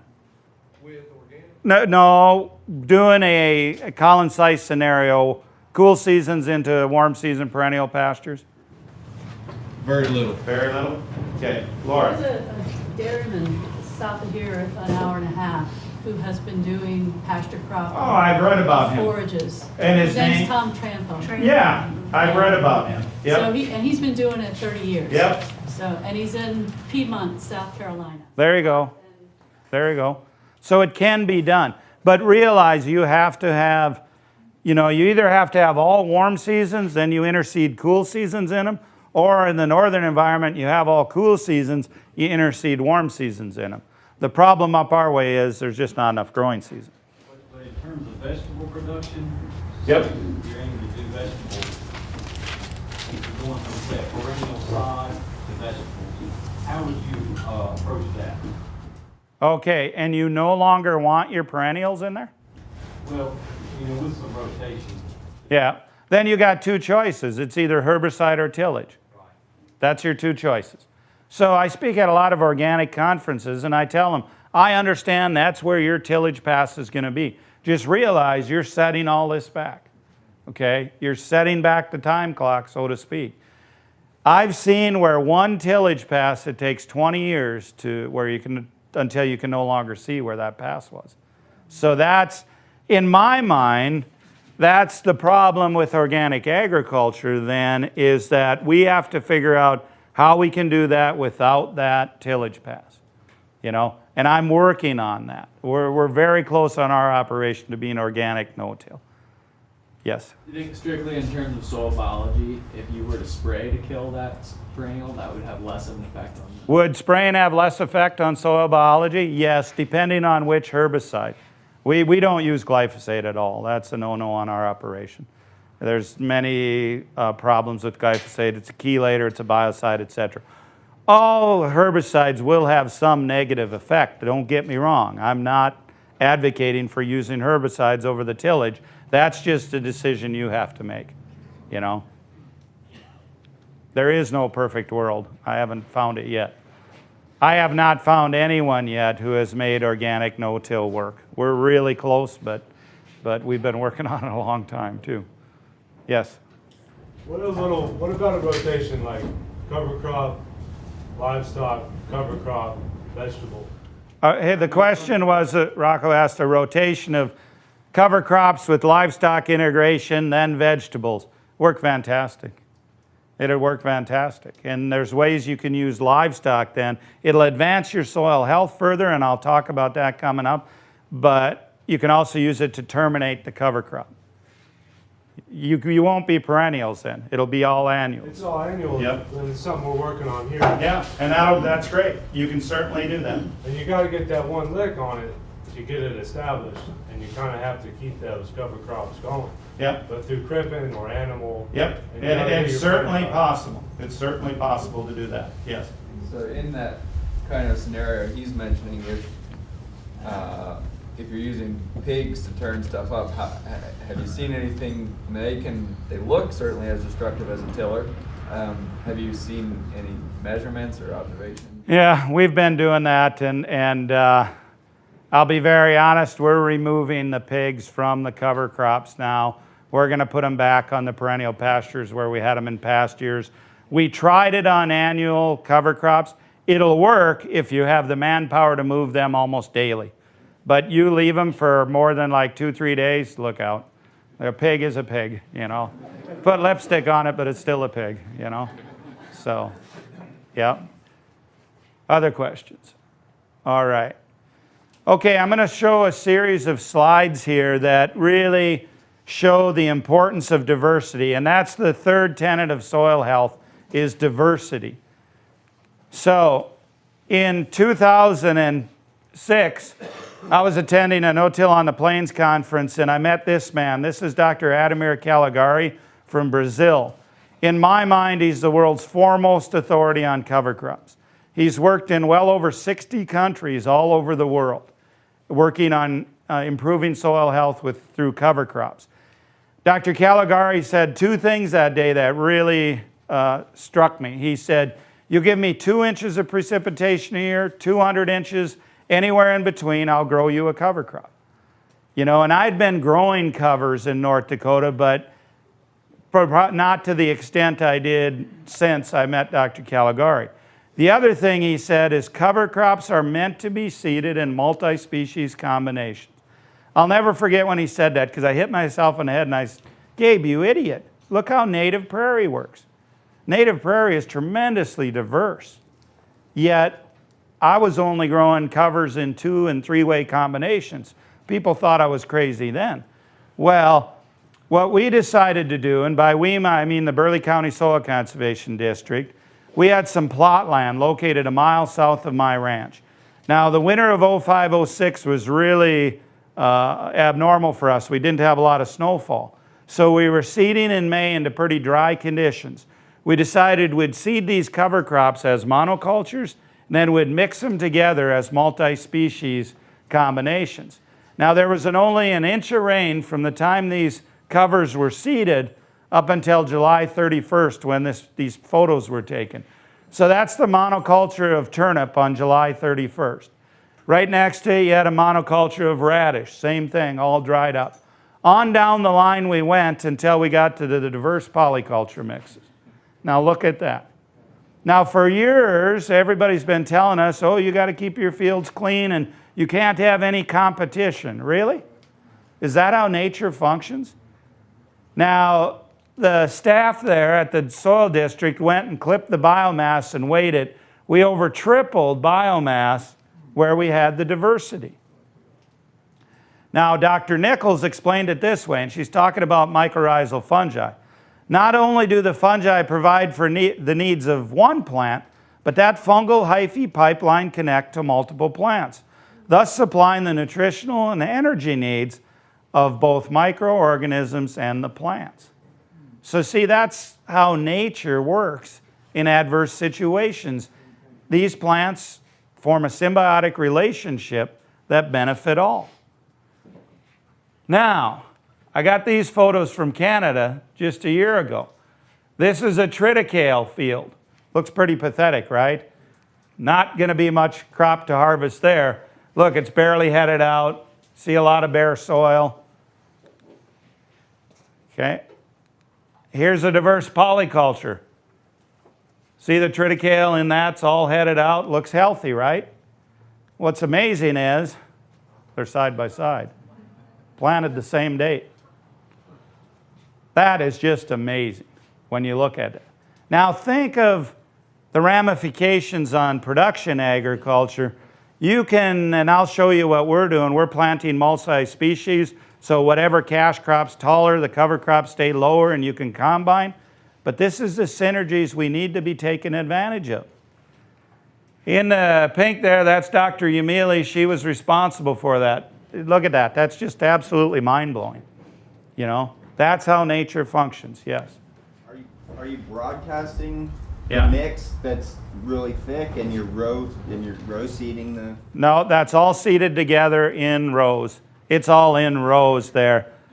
Let me go back one more. That's all seeded. You can see it's in rows, just the diversity makes it look like it's solid seeded. Yep, it's all seeded together in rows. And I'll show that when I talk about cover crops in a bit. Okay? So, yes, another question. So does that mean that you should let weeds grow? Not necessarily let weeds grow. Why not let grow what? Weeds are certainly better than nothing. But why not put in there what you want to grow? You know, to take advantage of that. And I'll show you an example of that. It'd be my no-till garden. This is how we do vegetable production on our place. Okay, this is sweet corn here on 30-inch rows. But then between the sweet corn rows, I have rows of peas and beans. So I can still harvest it. This is all hand harvested. But I can still harvest it easy because the row is a monoculture. But right next to it, I have the diversity. So here I have legumes growing right beside the corn. The legumes are bringing in nitrogen, transferring it to the corn. The corn is cycling deep-rooted phosphorus, transferring it to the legumes. I'm taking advantage of the same synergies here as they were here, okay? Except I'm doing it in a way that I can harvest it easier. Does that make sense? Monocultures are a detriment to soil health. There's no doubt about it. Where in nature do you find a monoculture? It's pretty rare. Pretty rare. I'm not saying it doesn't happen, but it's pretty rare, right? Usually man has mismanaged something to the point it's now a monoculture, right? It's the diversity that drives soil health. You get a healthy, diverse plant population, you're going to have much healthier soil. So here's what we're doing on our operation. This is just some of the cash crops we grow. Remember how I said my father-in-law only planted spring wheat, oats, barley? Those are all cool season grasses. Now I plant hairy vetch and peas. Those are cool season broadleaves. I also plant corn and millet, warm season grasses, sunflowers, warm season broadleaf. Now we're not planting all these together, okay? But our crop rotation is set up so a particular field in a 5-year span is going to have at least one of those cash crops on it to get diversity in there. Now I'm in a cool season environment, so I'm going to have more cool season species than warm season. Down here, you're going to want more warm seasons than cool seasons because that's your environment. But the fact of the matter is we need diversity. You know, it's not uncommon for me to do workshops in the Corn Belt where you can drive for 500 miles and only see corn and beans. I mean, that's common. That's all they plant. It's corn and beans. What are they doing to their soil? How is soil biology going to be fed a diverse diet if all you feed it is 2 root exudates? You know? This is simple. We need to diversify the rotation. Now, what we've gone to in our operation is rarely will I plant a monoculture. So, this is oats with 3 types of clover growing in it. This is corn with hairy vetch growing in it. This is a diverse mix of cool season broadleaves. We graze that mix.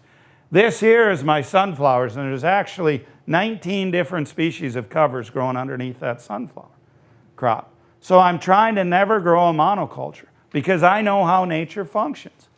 So with all those species, I'm getting the synergy of legumes, cycling nitrogen. I'm getting all the diversity to feed biology a very diverse diet. I'm improving root structure, increasing organic matter, collecting maximum sunlight to cycle carbon. This is, in our environment, cool season. Fall-seeded biennials work extremely well. This is triticale and hairy vetch. It's just a no-brainer for me. We plant several hundred acres every year because it's going to work. It just will not fail me. This is the oats with the clovers growing underneath it. See, we're able to straight combine off the oats. We got all the clovers growing. Then we can turn our livestock out on the clovers. We grow cash crops on 80 to 90% of our cropland acres every year. However, along with the cash crop, there's going to be a cover crop growing either before it, along with it, or after it. Now, the other 10 to 20% of our cropland acres, we do what we call full season covers. That's what Rocco was asking about. If you can grow a full season cover, then convert it to a cash crop. There's a young man by the name of Gary Richardson in Manitoba who first came to my place in 2003. He's gone to a system now where he seeds 2 full years of cover crops, grazing them with livestock, then 1 year of cash crops, very profitable cash crops. But those 2 years of cover fuel his year of cash crop. But he's making enough money grazing the covers that he's replaced the cash crops with cover crops. You can do that. Okay, 4th tenet of soil health, living root in the ground as long as possible. I showed you this picture earlier of this native prairie of ours. My son, for 5 years, he taught rangeland management at the local community college. He brought his students out to this pasture, and in 2 hours' time, they counted over 140 different species of grasses, forbs, and legumes.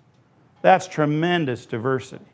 Yet, here I know of a lot of farmers who only grow 1 or 2 different crops. And we wonder why the soil's unhealthy. Now, I'm not saying you have to grow 140, but in our native pastures, in any of our pasture land, we should certainly have a lot more than just a few. You know, I've seen a lot of monoculture fescue pastures in the southeast, you know. Shouldn't happen. The thing that native prairie has going for it, as I said earlier, from the time our snow melts in the spring until it is so deep in the fall that nothing will grow, there's something growing all the time. So never pass up the opportunity to have something growing and cycle carbon.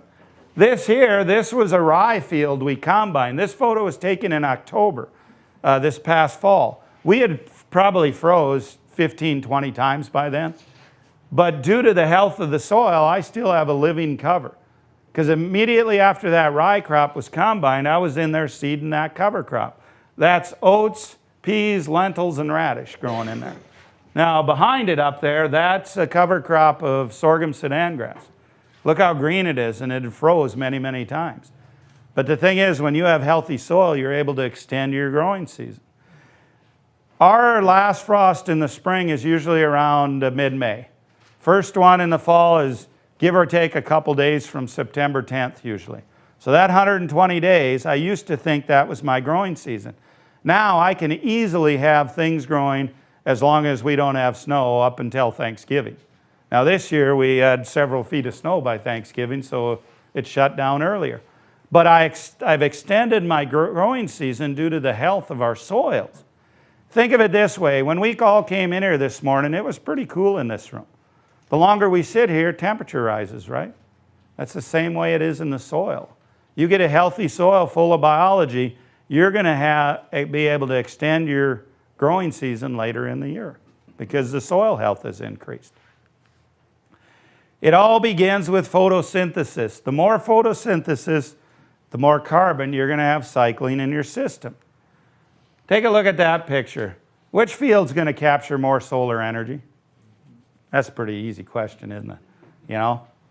But that's what it's about. You have to be able to collect sunlight. Over here, that soil temp is just increasing. You're not capturing solar energy. It's like I said, field across the road here, no solar energy is being cycled. Down the road just a piece, you had that lush growing cover crop. It's easy to see which one's going to put more dollars in their pocket. Now, talk about cover crops. That's a way to extend the growing season. These are just, that's really out of focus, it's so small, but that's okay. These are just some of the cover crops we use on our operation. All I'm trying to point out here is notice the diversity. Now, we're not growing all these at once. We're going to grow cover crops according to what's the resource concern on that particular garden, cropland field, whatever the case may be. What is it you're trying to do? I get calls every year, these cover crops just don't work. No, cover crops do what they're intended to do. Maybe we just planted the wrong ones, you know.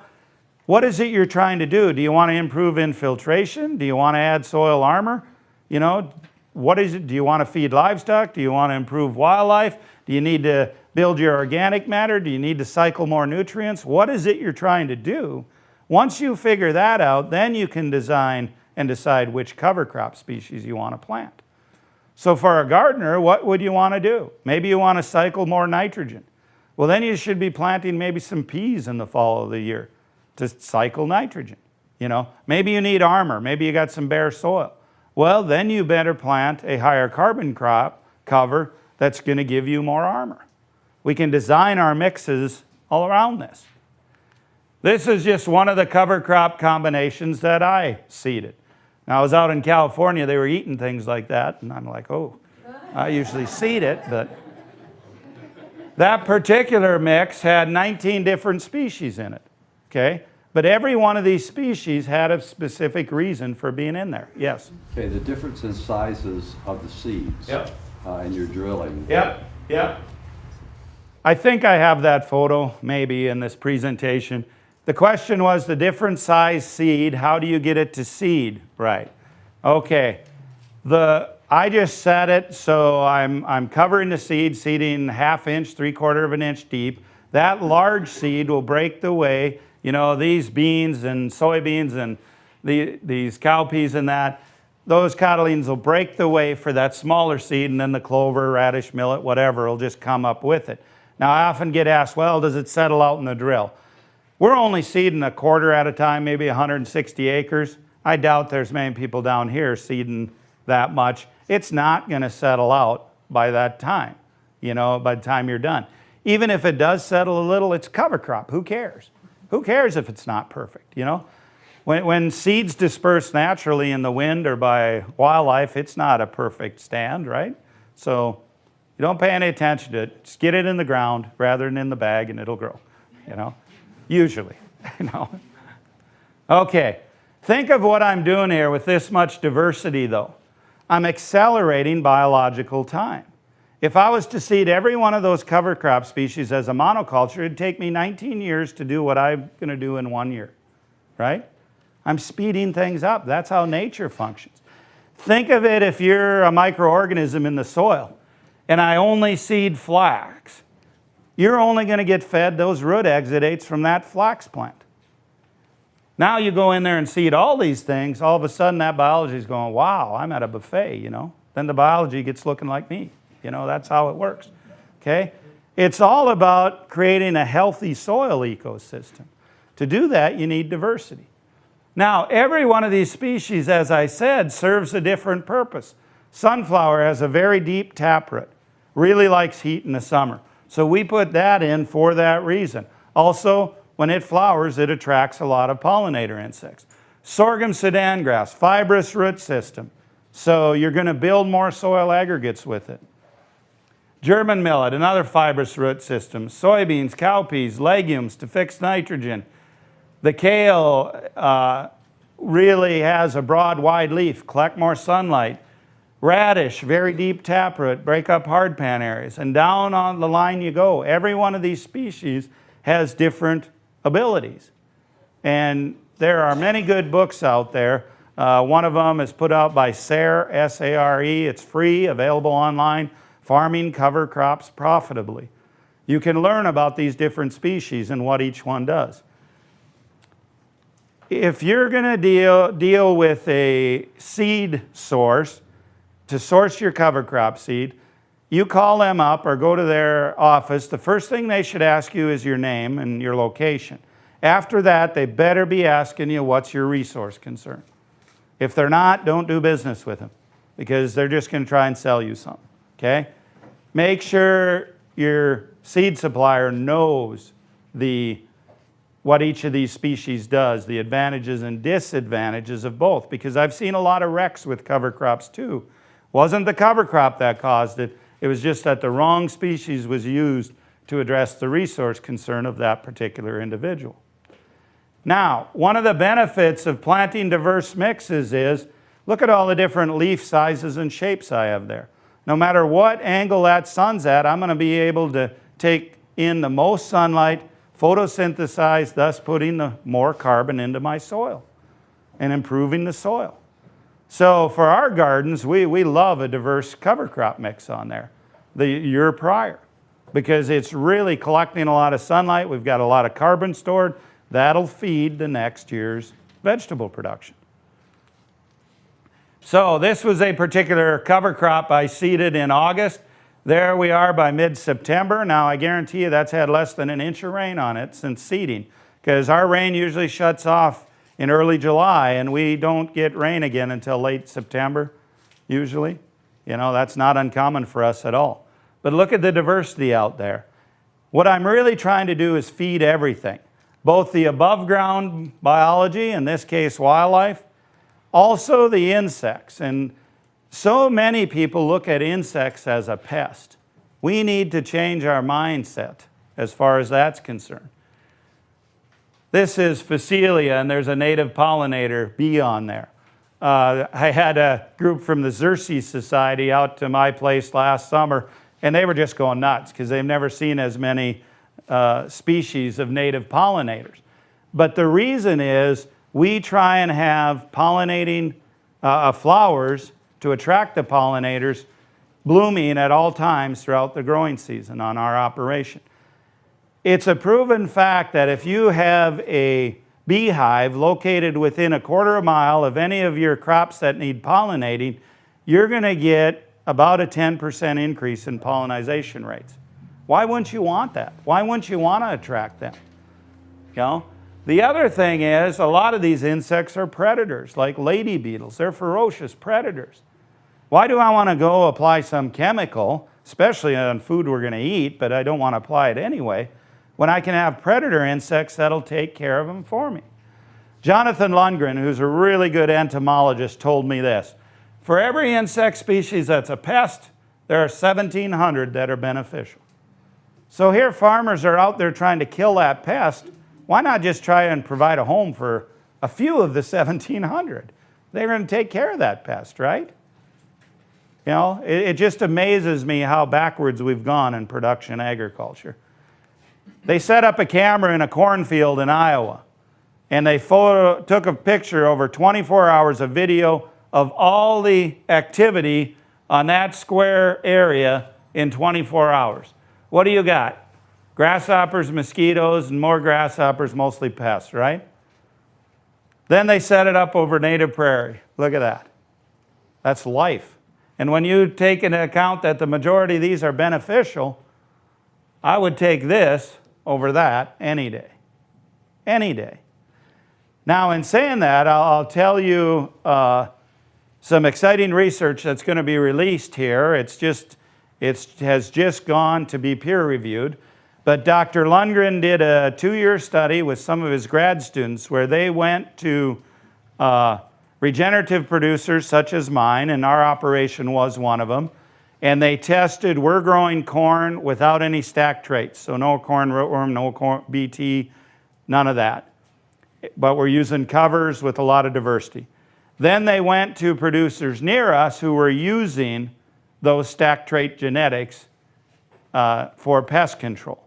They replicated this in 5 states throughout the Midwest: North Dakota, Minnesota, South Dakota, Nebraska, and Kansas, I believe. And they did this multiple years. At the end, what they found was every single cornfield that they went into and tested for corn borer and corn rootworm that used stack traits had those insects in those fields. They found 0. Over 2 years, they did not find a single corn borer or corn rootworm in any of the fields where the regenerative practices with covers were used. Meanwhile, how many producers are spending tens of thousands of dollars per year on those traits? It's absolutely amazing. Build it and they'll come. The reason producers have pest problems is because of lack of diversity. There's no home for the predators. And then also they've sprayed insecticides to kill them off.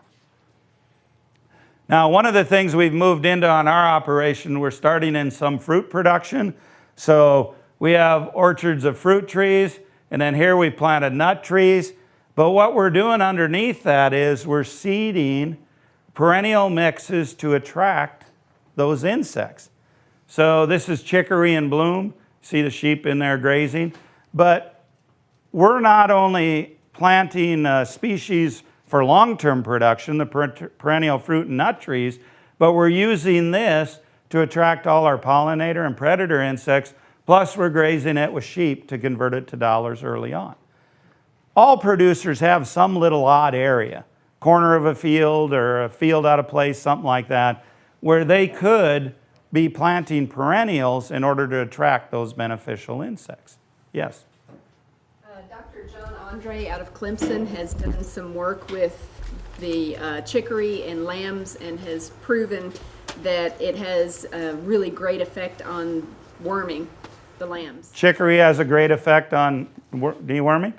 On worming the lambs? That's great to know. I did not know that. I knew plantain did that, but I did not know chicory. See, chicory, the reason we plant it is tremendously deep taproot, and it's long-lived in drier conditions. And for that flowering, you know, it'll be flowering all throughout the year. So that's good to know. Thanks for sharing that. And then we're planting warm season, you know, species in there, and very diverse native species also, as habitat for them, and to attract the beneficials like the bees, etc. Yes? Unrelated question. When you grow corn and sunflowers, things with the tough, thick stalks, and then you push it over, do you need to chop it up? Or? Do we need to chop any of the sunflower stalks or corn stalks? No, not at all. No, especially if you're using the non-BT, non-genetically modified varieties, they'll break down much easier. So it's a non-issue for us. We never chop it up. We want the residue laying there because that's armor. We want it to cycle through more slowly. It's a good question. So just quickly, another thing, I'll show you an example of natural predator control, what we do with our livestock. So we don't use any vaccines, dewormers, porons, anything on our livestock. This is showing there's a bunch of tree swallows that are flying around the livestock. In a few areas, we have a few trees, we'll get some of those swallows. More than that, though, we have what's called cowbirds, and they will follow the cattle herds around if you have the habitat for them to nest. And we can get great numbers of these following our cow herd around. And it's to the point that they'll even overwinter at our place now. You know, I don't know how well they did this winter. We were 40 to 60 below wind chills many nights, and this is typical of the country of RC. The only place we have trees is around the farmstead. I have a pasture with a tree in it. That's about it. So, but one of the things we noticed, we quit using all those anthelmintics and insecticides on livestock back in '07. We had 0 dung beetle species. We couldn't find a single one for the first 2 years. Now we've actually got 16 species. This is an old slide that we've documented now on our place. And we didn't introduce them at all. They just come. They'll find you. They'll migrate and find the herds where that are not using those. And we have a lot of other predator insects. This is yellow dung flies. They'll feed on the fly larvae. Works great. And then we have things, hister beetles, rove beetles. There's many different types of insects that are predators. Dragonflies, I mean, they're just deadly, 90+% kill rate on flies. I don't know what grad student found that out, but that's a meaningless fact, okay? The other thing is we use rotation a lot. We move our livestock daily through the growing season, and that really helps for control of pests also. Velvet mites, blister beetles, there's many, many of them. Orb weavers, how would you like to be a fly trying to get through that pasture, you know? Now, I tell people my 30-year-old son is single. Here's one of the reasons why. He actually charts the populations of those different insects. He spends a lot of time looking through manure, and I told him, if I ever want grandkids, you got to quit doing that, you know?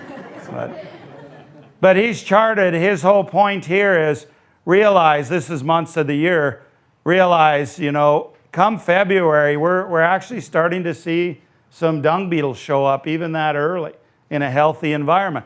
But notice during the natural life cycle, when this particular yellow dung fly is down in population, there's other ones that are up. And he's got this all figured out. I don't know. He'd have to explain this to you. But the important thing I'm trying to get across here is in a healthy ecosystem, this is how nature functions. Nature takes care of those things. And Paul, my son's actually figured out how many dollars he's going to save in his lifetime by not buying all those inputs. And it's just staggering. He'll be able to retire really wealthy. So we have not used a pesticide since before the turn of the century, with the exception of seed treatment on corn, and simply because I wasn't able to find non-treated corn seed up until 2010. Then I simply started buying organic seed, and now we're actually growing open pollinated corn that we're saving our own seed. Okay? No need to, since predator insects take care of the pests for us.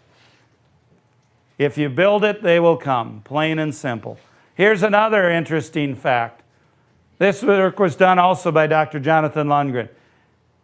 He found that in an average grain field in South Dakota, there was 162,000 weed seeds per square meter.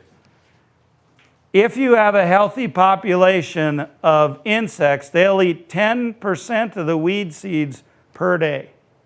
Per day.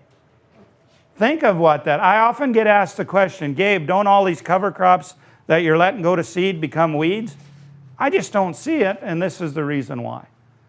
That healthy population of insects in the soil is taking care of it for us. Okay. I'm going to show you a few ways quickly to use covers to address resource concerns. So I showed you the neighbor's field with the poor infiltration. Here was a photo back about 3-4 years ago. My son said, Dad, for Father's Day, they're having a soil health tour. Yeah, I'd love to go on it. This is the photo we took. The guy was showing us his field. He was so proud of it. He says, yeah, I got a little problem usually every spring because we till heavily. And I'm like, oh boy, we got a long way to go. So one of the ways to improve it is just what I do is keep armor on the soil. The other thing, though, to realize is there's diversity below ground, too. One of the most interesting things is find a soil district or someone who's doing a cover crop tour and have them dig a soils pit right next to it. And then look at the different rooting types and depths. It's absolutely amazing the power of those roots and what they'll do. Here's a picture of a daikon radish. And you see that's about 1 foot above ground there. I guarantee you if you dig down in the soil here, you're going to find a hardpan layer down underneath this soil. What usually happens with those daikons is they'll start growing down, they'll hit a hardpan layer, then they'll push up above ground till they get enough energy to poke through. So if you're seeing a lot of that in your fields, that's not necessarily a good thing. You got a hardpan layer down below there somewhere. Now, one thing about the daikons, they're day length sensitive. So you don't want to plant them till after the longest day of the year. If you plant them before then, they're just going to bolt and go to seed, and you won't get that big tuber if you want it for infiltration. Yes? Talk about the hardpan. What do you think of that deep subsoiling? What do I think of deep subsoiling? Right there is what I use to subsoil. All you're going to do with deep subsoiling is move that hardpan layer right below the depth you subsoil at. So will it improve it above there? Yes, temporarily, but now you've got a hardpan layer a little deeper. I'd really rather have roots that'll go down 15 feet. And we have found annual roots down 12, 15 feet in the year of seeding. Can be done, yes. You showed that I have that with the daikon radishes poking up out of the soil. Just keep persistent, just keep planting them, and, and they'll... Those, anything with deep taproots, sunflowers would work. Now, they're going to naturally come up some, but usually not to this extreme. If it's this extreme, you know you got a hardpan. But they will be some above ground.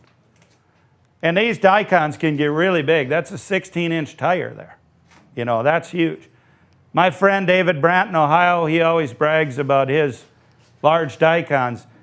David has been no-till since 72, cover crop since 79, 225 bushel corn, no fertilizer, no tile drainage. He's doing it all with soil health. So David brags about his big radish, and I brag about my big turnips. Now here's how David does it. David's got a white planter, and realize I'm showing this on large scale, but think of in your garden, you can do this too in a garden areas, no matter the size of the operation. What David's doing is after a wheat crop, he goes in there and he plants peas in one row, radish in the next. Now think of what he's trying to do there. You got the peas are fixing nitrogen, right? Radishes are our nitrogen accumulator. This is just a little later in the growing season. Here's the radishes a little later on poking down into that soil. And isn't that amazing? You can almost see right there, there's a little hardpan layer. Look at that growing up. But that's why he's growing these radish to poke through that hardpan. The legumes, those are nodules. He's fixing nitrogen. Now I better say that in case you don't know. Each legume takes a specific inoculant. You got to inoculate this seed with the proper rhizobia so it'll fix nitrogen. Just be aware of that. So what he's doing, the legumes fixing nitrogen, that radish is storing that nitrogen. Spring of the year then, you see all the radish carcasses here? That radish then is releasing that nitrogen back out for the next year's corn crop. So he plants his corn right next to those radish rows. Those radishes are supplying nitrogen to that corn. So the radishes not only helped alleviate the hardpan, but it stored the nutrients, and that's what cover crops do. It'll store the nutrients on your land. You know, one of the things I find I really like about Carolinas here and that, you've got running water everywhere, you know, but with the slope you have in that, it's going to take the nutrients with it. Why don't you want to store it on your land? Okay? That's what's happening here. We're fixing the nitrogen, we're storing it, then it's breaking down, to feed the next year's crop. That's what you want to do.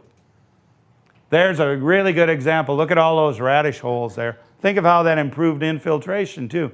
Plant the corn right alongside it. That corn root's just going to follow that radish root right down, you know, where the radish root was, taking in all that nitrogen. Yes. Are those peas combined off the field? Are those peas combined? David's case, they were a cover crop planted in the fall, so they winter killed, as did the radish. Yep, they were not combined. I talked about improving organic matter and what that does. For every 1% organic matter, you'll hold about 20,000 gallons of water. Now, I talked about how when I started, my fields were 1.7 to 1.9% organic matter. I have silt loam soil, so I could store about 2 inches of water for every foot of the soil profile. So if my soil's 4 feet deep, I could hold about 8 inches of water. Now, today, our organic matter levels are much, much higher than that. We can now hold well over 20 inches of water in our soil profile. So it doesn't matter how much rain falls, I'm going to be able to infiltrate it and then hold it. That's why I don't worry at all about drought. You know, Laura's book, Resilient Agriculture, that's what it's about. How do you become resilient to these fluctuations in moisture, temperature, etc.? That's what you do with a healthy ecosystem. You build resiliency. So our organic matter levels now, this last year when we tested a year ago, we were 6.3 to 6.9 on our cropland fields. And when we started, we were 1.7 to 1.9. Now, I'm not going to say all the fields are like that, and it's going to vary and fluctuate according to the cash crop, according to the covers, but you can really build this much faster than one used to think possible. There's about 20,000 pounds in what's called a furrow slice, 6 inches of soil. 1% organic matter is about 20,000 pounds. So if we figure out the nitrogen, phosphorus, potassium, sulfur, we have about $731 worth of nutrients for every 1% organic matter in the soil. 5% organic matter soil, you'd have about $3,600 worth of nutrients in it. Why don't we focus on these things, on building our soils, and it'll supply the nutrients we need. And that's all nutrients then that can grow a healthy crop and then be really nutrient-dense food for consumption. We can use covers as weed control. This was a cover crop seeded the fall before. I grazed it with livestock. This is the following spring. Now, you can kind of see on the fields next to it with no cover. See how green they are? You had to look here. No green. How many weeds are going to emerge through that residue? Not very many. I can no-till my corn into there, and I can make it till July before we start seeing many weeds show up.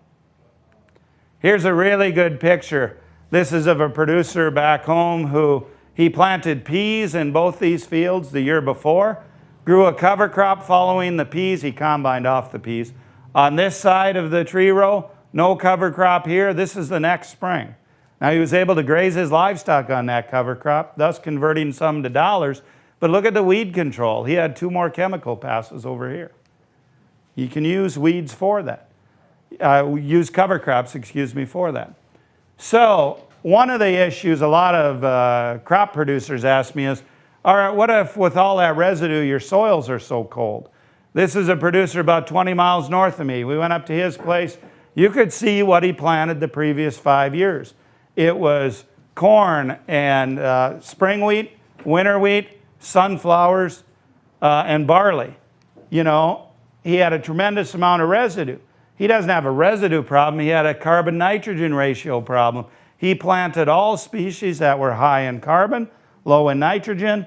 The residue just kept building up. He didn't have the biology to cycle it through. How do we fix that? We go in there and plant radish and peas, just like David did. Now he added peas to his crop rotation. Radish accumulates the nitrogen, breaks down the residue, no problem anymore. Simply a matter of learning carbon-nitrogen ratios. Most soils are about 11 to 1 carbon to nitrogen, you know. Well, this producer was planting all high carbon crops that were 80 to 1, 90 to 1. You know, they're going to take a long time to break down. Fifth tenet of soil health is animal impact, integrating livestock into the operation. When Europeans came over to this land, there was a tremendous amount of wildlife. You know, in the northern plains, there was bison and elk, and they were being pushed along by the wolves. But you also had your local populations of rabbits and even grasshoppers, and you had just a tremendous amount of diversity out on the land. I can drive for hundreds of miles through the Midwest and not see a fence nowadays till I get to a feedlot. Doesn't that look appetizing? It's an aerial view of a feedlot in central U.S. I'm a firm believer that when livestock are in a lot, you cannot address resource concerns, you can only make them.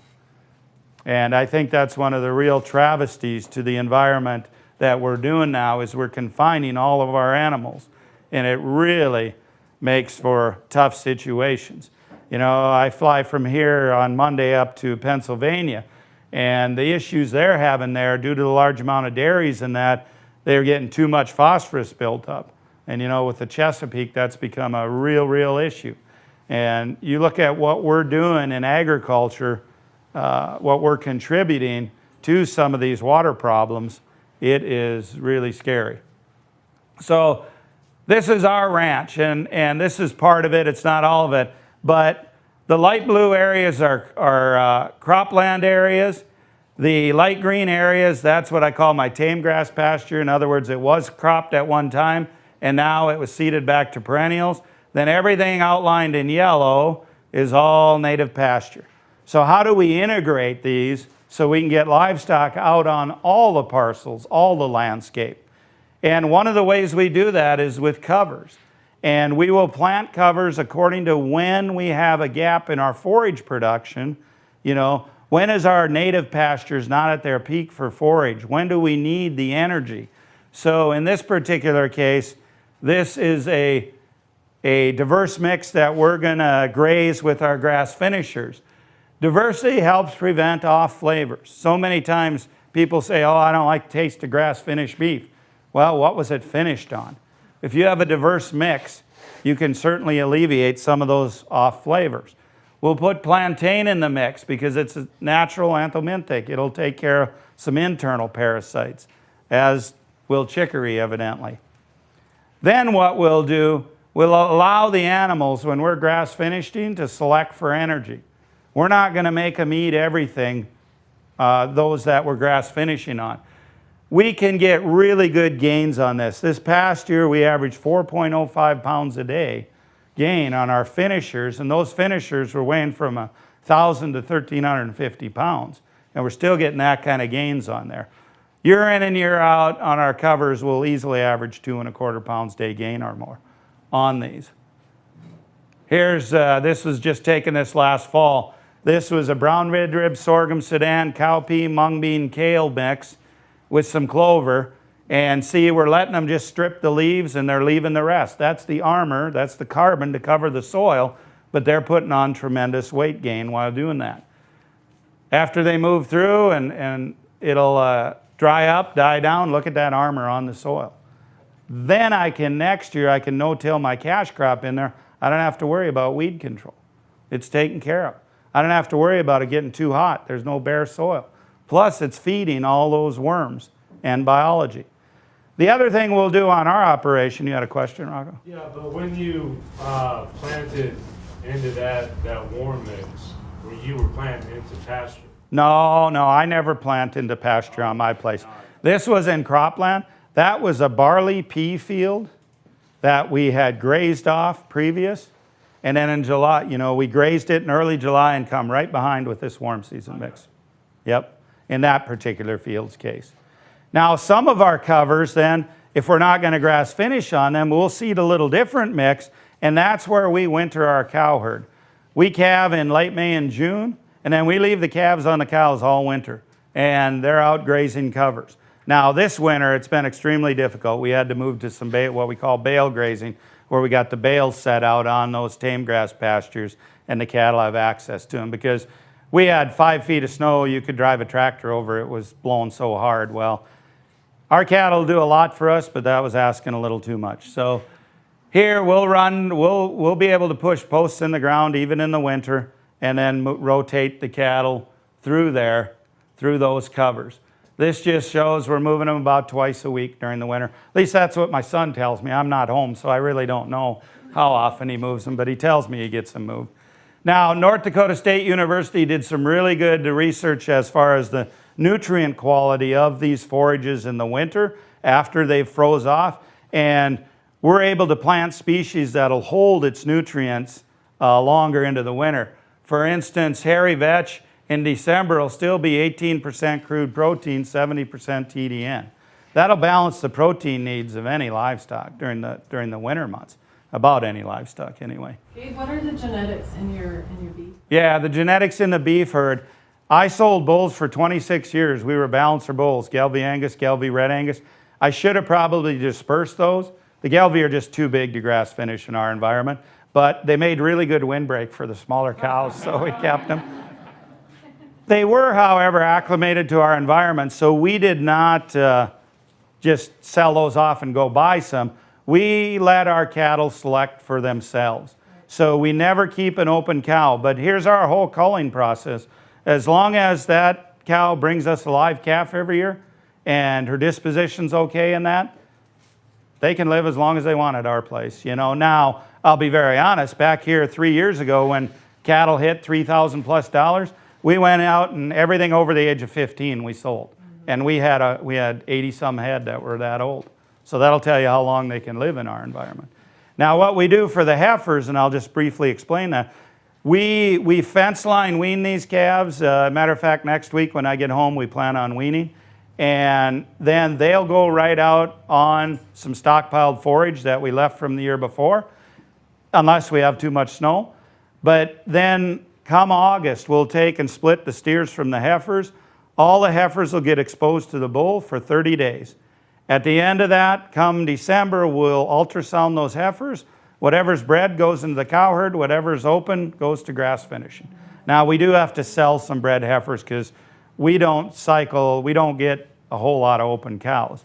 The cows never get PG'd because what are we going to do when we PG them? I'm not going to have a couple calves standing around. So all we do is once we wean the calves, the cows go back out on grass, stockpiled forage. They'll calve in May and June. The end of June, we go out there one day, bring them all into a corral. Any cow that doesn't have a calf on her goes to make burger. That's our whole culling process. To clarify, you are practicing non-selective grazing except on the finishing herd, right?